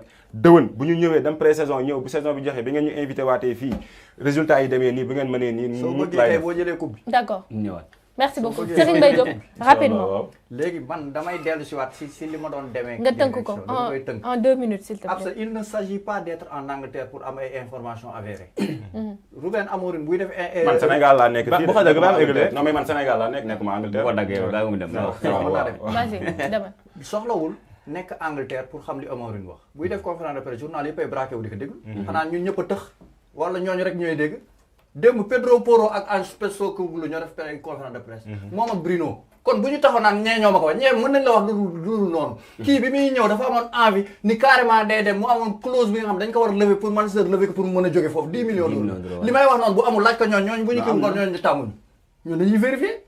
kon nekkul ay non de continuer leen ba fin saison man dama waxtaan naa fi ak ay ñoom Aliou Faye man su ma doon coach bi damay ànd ak sporting ba mu jeex déwoon ma ñëw samay propre idée. mais loolu la bëggoon def non déedéet. si je suis désolé. mais def la waaye sporting bi mu demee loolu li muy wax ni non mais c'est-à-dire que itam il faut que ñun ñi supporter Manchester dama ne loolu la bëggoon def moom moo taxaw ci télé moom mooy li muy wax nii de caméra yëpp tiim ko amurim ne man su ma sañoon il s'est dafa waxee. Donc là, tu comprends que c'est un débat d'idées. Non, débat d'idées bi itam, c'est-à-dire que man li muy wax ni c'est des informations man lu ma dégg la. lu ma dégg man ci la déedéet da nga ni dañ la woo wax. D'accord. dañ ma woo j'ai jamais dit dañ ma woo wax. Dama ne la je suis en partenariat avec des journalistes yu nekk Angleterre di liggéey parce que j'ai des kan si mais woowuñu ma sànq da nga taxaw nga ne dañuy partenariat man la ñun soxlawul ngay nekk à Real Madrid Ansu def conférence dañuy lire déglu après mën nañ la nettal li mu wax soxlawul nit nekk Espagne la diw lii la wax démb loolu c'est être ki nga xam doo suivre wala mën nga da nga limité wu si tey Manchester tey bu ñu taxawee naan ma ay non ils ne sont pas limités nag nous sommes vraiment des gens léegi damay jël benn exemple s'il te plaît kan la mujjee gagné on va finir rapidement 2022 kan moo ko jël du Tuchel kan la fi ñëw du janvier ça ne veut rien dire heure bii la fi ñëw boo gis nga entraîneur mën nga ñëw inculquer ay valeurs équipe. waaye coach Liverpool bi du mu ngi ak li nga fekk quoi waxuma loolu. ak li nga fekk quoi sànq dafa ni Amorim dafa ñëw janvier. may leen nga taal loolu waxuma janvier waxuma ba léegi janvier dama ne dafa ñëw ci mi-saison bi. ci côté mi-saison bi la fi ñëw.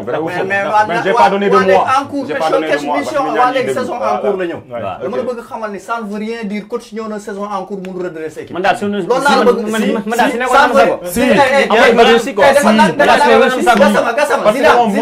Zidane jël na championnat. débuté wu ko Ligue des champions débuté wu ko. kon loolu sax dama lay jox ay exemple. am na yu factuel dafa ñëw fekk waa léegi Manchester dafa ñëw ñu fekk ñu teel de champ de patate mënu si bay dara. mais loolu lañ ko tegal loolu lañ la wax nag. kon ayoo de coach bi kaay bàyyi ba saison bi ay na ay na d'accord da ngay bàyyi ba saison bi jeex ba mu dégg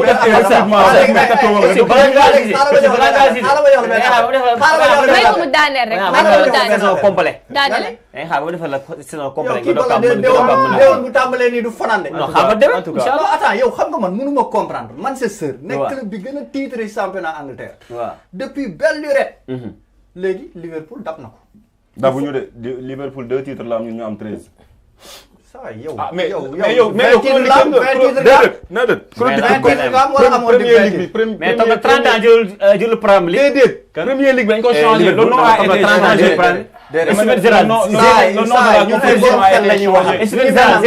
xaaral mi ngi mel ne nga ni ma Real ay borom xel ngay waxal kay. xaaral ñi ngi mel ne nga ni ma Real 8 Ligue des Champions la gagné. palmarès bi tapé ko léegi Google tapé léegi nombre de championnat Manchester gagné ak Liverpool kenn du la wax ñaar. encore 13 dañ lay wax 13 dañ lay wax. championnat saa championnat loolu reformulation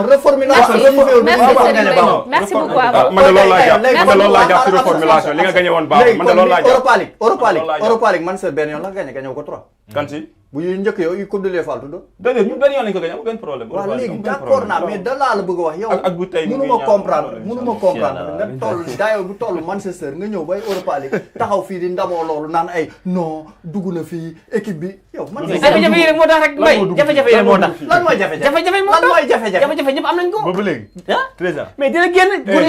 guddi àjjuma mooy match jeudi yi ay Europa League ay conférence Manchester. Barça da ngay football merci beaucoup à vous, merci beaucoup fidèles. Tout de suite avec la complicité de la régie, le temps additionnel.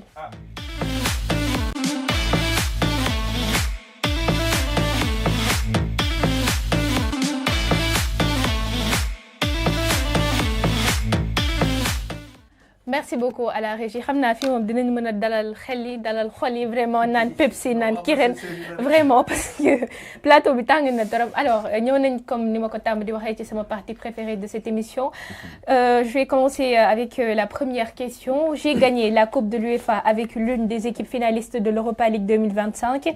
À la CAN 2023 en Côte d'Ivoire, j'étais sur le banc d'une sélection. J'ai été virée dès la fin de notre aventure à cette compétition.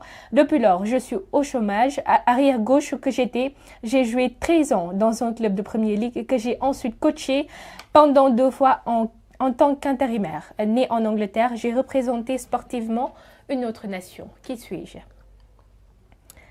Alors, je vous laisse creuser. Bon, c'est quoi le... Moi, Wadi Ivoirien, vous nekkoon... Ivoirien, du Yaya Touré, arrière gauche. Non, pas Yaya Touré. Qui Liverpool la nekkoon. Frère Yaya Touré, ba nu mu tudd? Non, du Kolo Touré. Kolo Touré. Non. Non, c'est pas Kolo Touré, axe la. Axe la woon. Axe tey City le jeu ak Arsenal. Jeu Manchester. Te nee na joué na ak ñi. Non. Hein? Alors Manchester le joué de. Je reprends la question. J'ai gagné la Coupe de l'UEFA avec l'une des équipes finalistes de l'Europa League 2025. À la CAN 2023 en Côte d'Ivoire, j'étais sur le banc d'une sélection. J'ai été virée dès la fin de notre aventure à cette compétition. Depuis lors, je suis au chômage. Arrière gauche que j'étais, j'ai joué 13 ans dans un club de Premier League que j'ai ensuite coaché pendant 2 fois en tant qu'intérimaire. Né en Angleterre, j'ai représenté sportivement une autre nation. Sergio Aurier. Non, c'est pas lui. Aurier. Moi, je suis capitaine. Côte d'Ivoire. C'est pas Aurier. Non, Essien, il n'est pas devenu coach. Eto'o n'est pas devenu coach. Aline Smith, il a continué avec l'équipe. Alors, je vous aide avec un indice. J'ai 66 ans. J'ai 66 ans. Ouais. C'est un Africain. Même si on sait qu'il est né en Angleterre, quoi. Je sais pas, je demande. C'est un Anglais.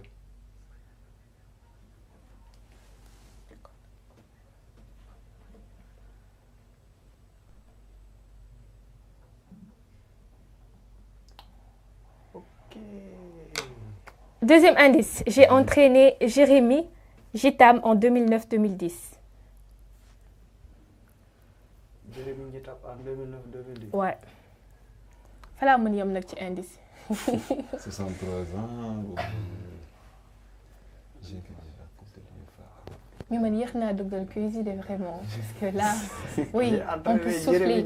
Jérémy Gitam Real la doon ji.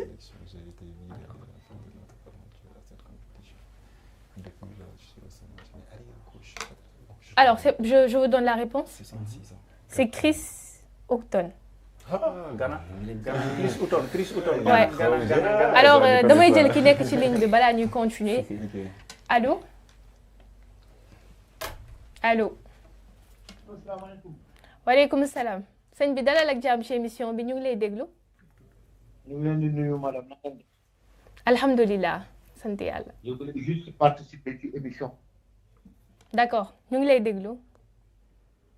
di ñëw ci finalu Ligue Europa bi. Manchester United ak Tottenham. Manchester United moom benn yoon la mos a jël Europa League bi en 2016-2017 saison boobu. am na 6 Ligue des Champions la dernière nekk en 2008. bu mu njëkk a jël mu jël ko en 1967 mu jumut 68 98 2007 bu ñëw nga xamante ne bii mooy la saison 8 quoi je veux dire. D'accord. Ligue des Première Ligue mu jël 20 fois mu nekk nag une performance. Manchester United a été un très grand anglais. Parce que avec aussi on fay nekk y avait personne ku leen doon titiller ku leen doon égaler. Mais entre-temps il y a eu quand même beaucoup de choses yoo xamante ne bi def jàll. recrutement bon, beaucoup de coachs changé. Ole Gunnar Solskjaer, d'anciens joueurs, Giggs, Louis van Gaal, donc José Mourinho ñu na ko jox leen sax li nga xam ne moom mooy Europa League bi.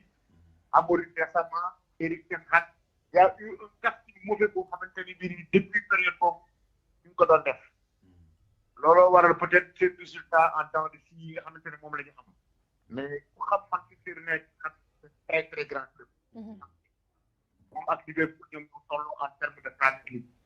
Liverpool mu koy soog a égaler sax nii Manchester c'est un grand club. Et ils ont des problèmes. Parce que ren saison bii Manchester United fekkoonte ne toll na waat toll nañ ci ñu indiwaat encore 5 journées Manchester United mun naa waat ci. Ça dépend bu dee Bruno Championship. Naanaka ñu ne li ci topp mooy équipe bi muy jàkkaarloo Tottenham aussi c'est la même chose. Depuis le départ de Alice Tottenham depuis piétiner. Depuis le départ de Pochettino il va installer woon quelque chose. Donc il n'a pas réussi au Paris Saint-Germain mais Tottenham Pochettino yore c'est bien ñu ngi doon def ay match yu baax. Harry Kane a été la tête de gondole de cette équipe.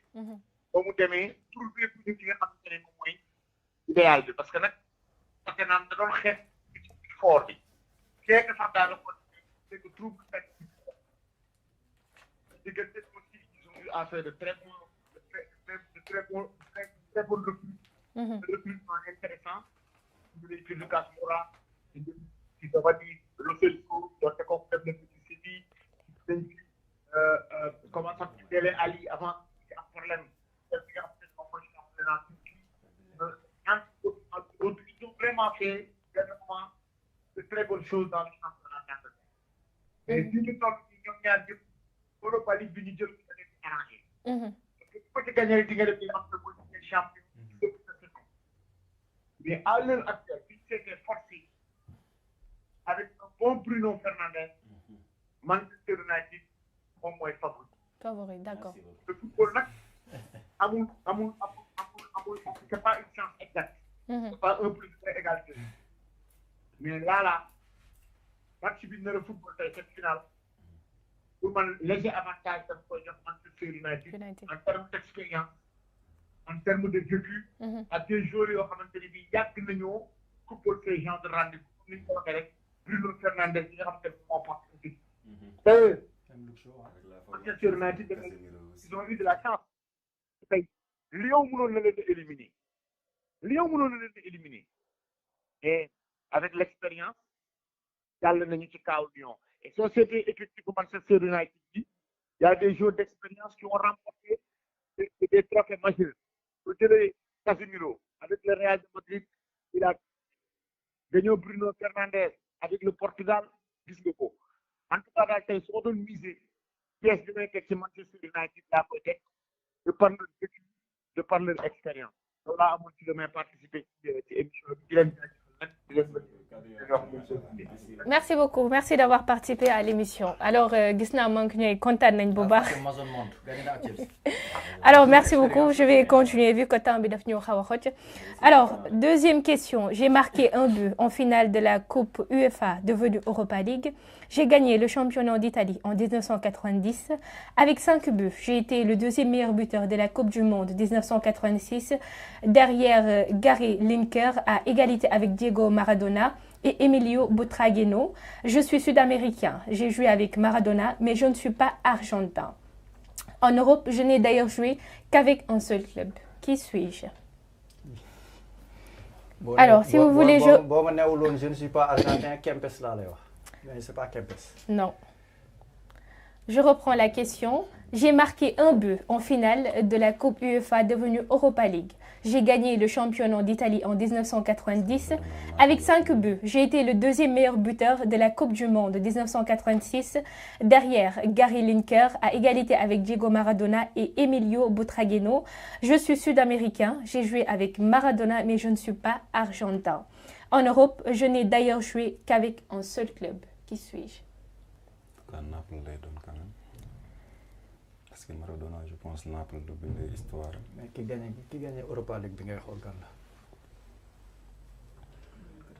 Qui a gagné en quelle année? C'était 1986. En finale de la Coupe de l'UEFA, devenu Europa League, j'ai gagné le championnat d'Italie avec Maradona quand même.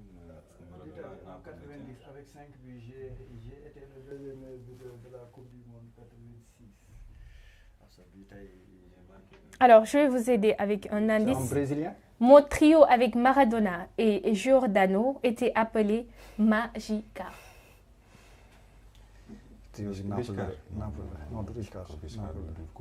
J'ai oublié. Mon trio avec Maradona et Giordano était appelé c'était à Naples, non? Magica. Naples, quoi. Parce que trio de Naples, mais bon, mais je connais pas les noms malheureusement. Mais c'était à Naples parce que Maradona faut le def pratiquement. Naples 90 pour Maradona dans la seconde. Je sais pas, mais je connais Deuxième pas et les dernier noms. indice, j'ai marqué contre la France au Mondial 86. Pas Zagallo? Non. Finale 98. Pas Zagallo, qui est qui? Titre Simon de quoi? J'ai marqué contre la France au Mondial 86. Brésil moo éliminé France éliminé Brésil.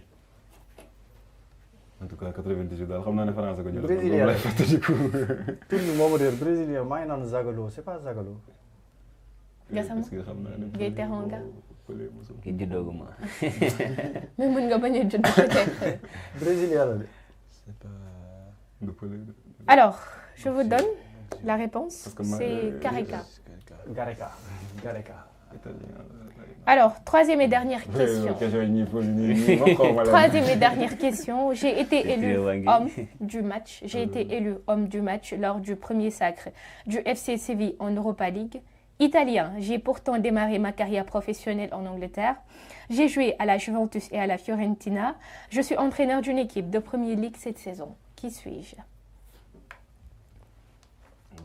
C'est pas Maresca? Effectivement. Pour moi. Enzo Maresca. Bay Diop yóbbaale dara.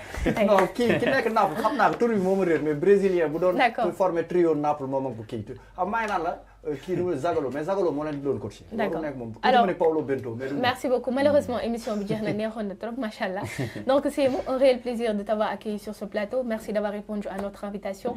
Ma bàyyi la très rapidement nga tàggatoo ak téléspectateurs. waaw ma tàggatoo ak téléspectateurs yi je pense que je vais d'abord remercier ñi nga xamante ne ñoom ñoo ñuy seetaan ñoom ñëpp. Franchement. di nuyu aussi sama famille di nuyu sama grand frère Babacar Diouf bi nga xamante ne mën naa ne moom moo tax tey may supporter Manchester United depuis bi may nekk xale. D'accord. et maa ngi koy nuyu de passage di nuyu sama famille bi yëpp franchement jëm jël nuyu bi nag mention spéciale à vous chers fans de Manchester United fan Sénégal. Franchement képp ki nga xamante ne tey bokk nga ci association wu Manchester United fan Sénégal rek.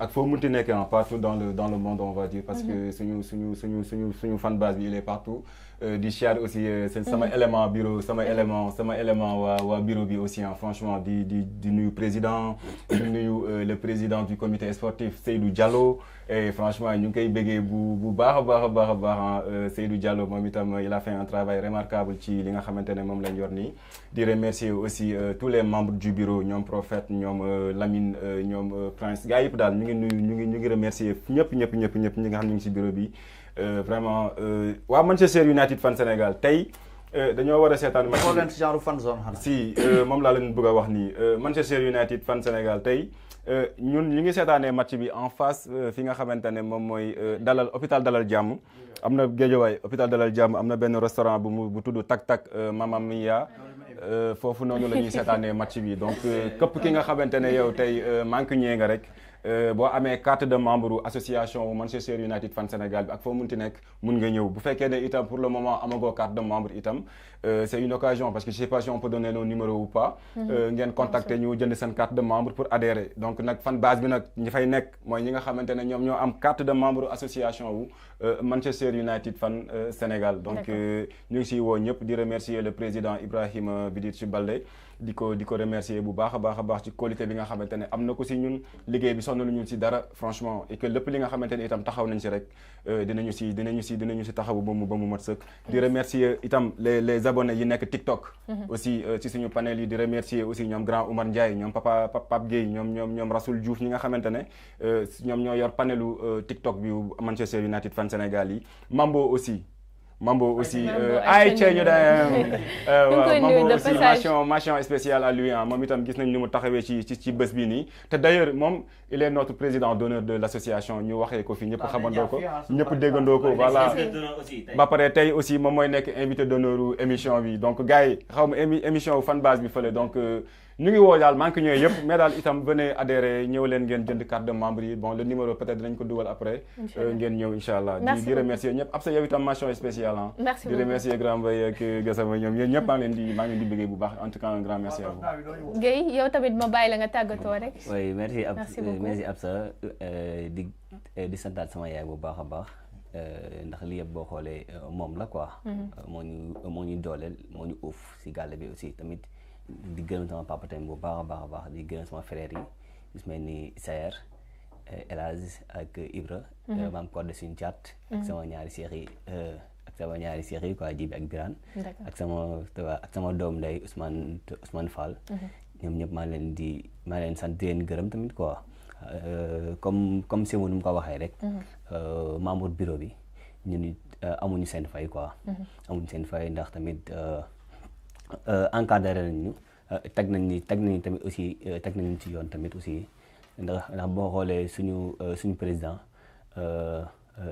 gendarme quoi gendarmerie la mais waaw mais am na suñu temps tamit aussi quoi am na suñu temps Seydou Diallo Tamsir Diop waaw ñoom Prophète Moussa xam nga Lamine Diallo kulim da ngay jum quoi lim laxaat Cissé kulim da ngay jum mais ñëpp ñoo ngi leen di sant di leen gërëm bu baax a baax di leen wax nekk di wax gars yi nag naan ne leen tey incha allah en face dalal jàmm moom tak Maman Mia bi foofu dina yëngu tey peut-être naa fa jaar sax à tout moment parce que sama yoonu ñibbi la donc mën naa fa jaar ci invité d'honneur yi laay bokk merci beaucoup Serigne Mbaye Diop merci beaucoup maa ngi remercier tam ñi nga xam ne ñi ngi nekkoon di ñu seetaan rek di remercier tam sama co-débatteurs yi c'est Sophie un plaisir débat bi chaud bouillant neex mais c'est ça le football la passion moom mooy éveiller les sens moom moo tax xam nga rek des fois dañuy dalante bu baax waaw di ñaan nag yàlla bon du ma que le meilleur gagne man laay wax quoi mais dinaa ñëw waaw non dinaa ñëw bonne chance et que le meilleur gagne xam nga tamit sànq mi ngi doon wax benn affaire dama ko fàtte woon souligner non Mbaye Diop fii moom amatul loo fi souligner may ma 30 secondes dafa ni moom fu sénégalais nekk da koy valoriser bi ñu wax ci Crystal Palace pourtant man seur amul sénégalais te Tottenham am na sénégalais je le laisse la place je laisse la main non amoon na non actuellement kan moo fa nekk Pape Matar Serigne Mbaye Diop débat amul sax mais ñoo gën a nekk Sénégal Mohamed Gassama merci beaucoup ma bàyyi la yow it nga tàggatoo Mame Birame Diouf moom c'est notre premier itam président d'honneur Mame Birame Diouf de l'association. Moi, premier Sénégalais bu merci beaucoup. Merci également à mes frères mancuniens. di leen féliciter di leen encourager également ci yoon bi. comme ni ko may waxee rek c'est le sport qui est ainsi. donc il fallait que débat équilibré moo tax ñu xawoon ko mais encore une fois tout a été fait dans le respect donc di leen remercier bu baax di leen encourager également et di leen souhaiter bonne chance. di remercier Mbaye moom également comme d'habitude il est à la hauteur. di remercier Assa bu baax a baax di remercier képp ñu suivre rek à travers des sports la passion du sport di nuyu ñëpp di leen souhaiter bonne journée et rendez-vous inchallah la prochaine fois. merci beaucoup tu voulais rajouter. waaw dama bëggoon a gërëmaale sama ñaari jumelles yi quoi Maman Gueye ak Aïcha Gueye. waaw cellule féminine bi aussi. cellule féminine tamit ñoom Daba Ba. surtout la présidente d'accord ñoom xam nga mënoo leen lim ñëpp mais xam naa ne ñoom ñëpp peut-être dinañ comprendre inchallah. alors merci beaucoup fidèles téléspectateurs de DS-Sport TV merci d'avoir suivi lii lañ leen andiloon tey ci seen émission Actu Inter. Pour ne rater aucune actualité sportive restez scotchés sur la chaîne leader DS-Sport TV et excellente journée.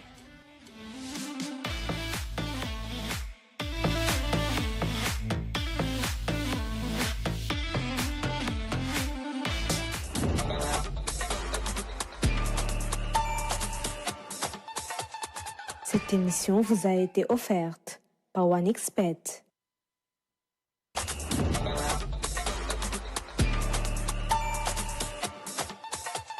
Cette émission vous est offerte par OneXBet.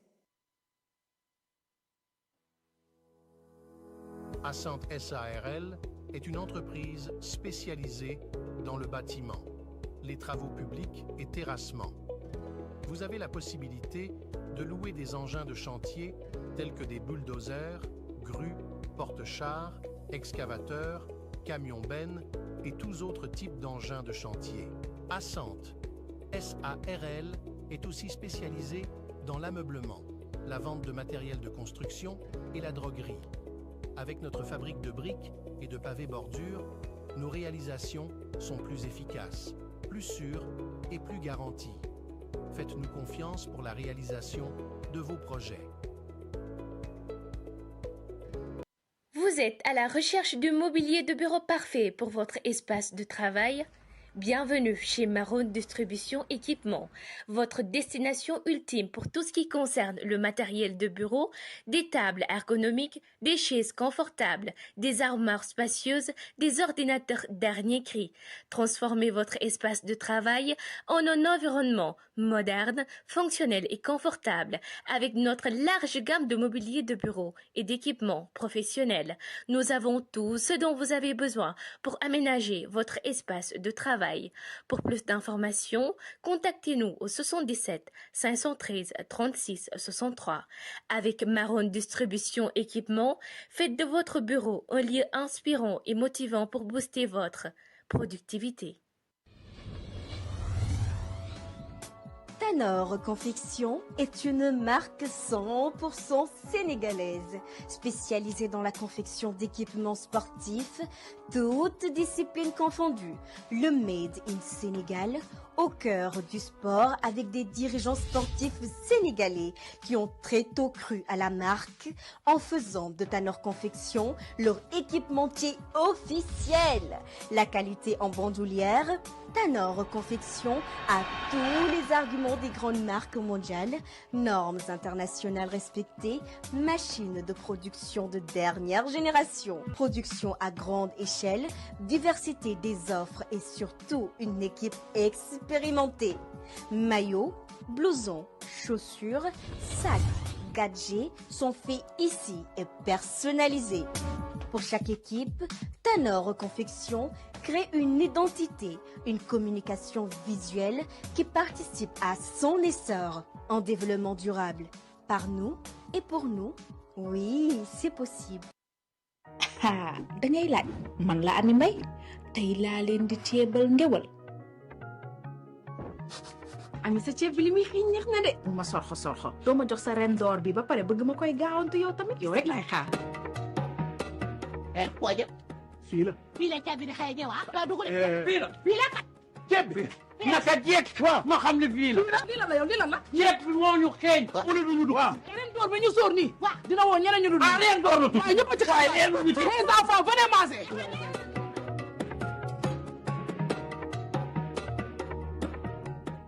añ leen ba suur mën a gunoo aña noonu ren door nii nga toog ko toog bu rafet bi dama ci wax lu baax ana ki fii yangal ba coow lii yëngu ana ki fii yangal wala ni ren door yaa fi baaje i coow lu nu i gën a sell daal gën a wóor gën a sakkan nit gën a neex wala ni ren door qualité supérieure la na leen koo jëndi amul géer amul géwël amul maabo amul lawbe ren door bii ak ku ko mënti togg man faw ma mos ci buuru ceeb bii ma gis fépp fuñ ko yàq nga gis lu neex mu waay leeka neex yéen xaar leen sax xaaral ma dem ca saako ba defal nii ma ñëw gaay ma ñàkk sama ndey ren door mooy buuru ceeb bi ren door ci àndal nga jël ndam gaaw leen gaaw wuti ko waxal loolu ceeb bi la ren door ego sa bisi ren door buuru ceeb yi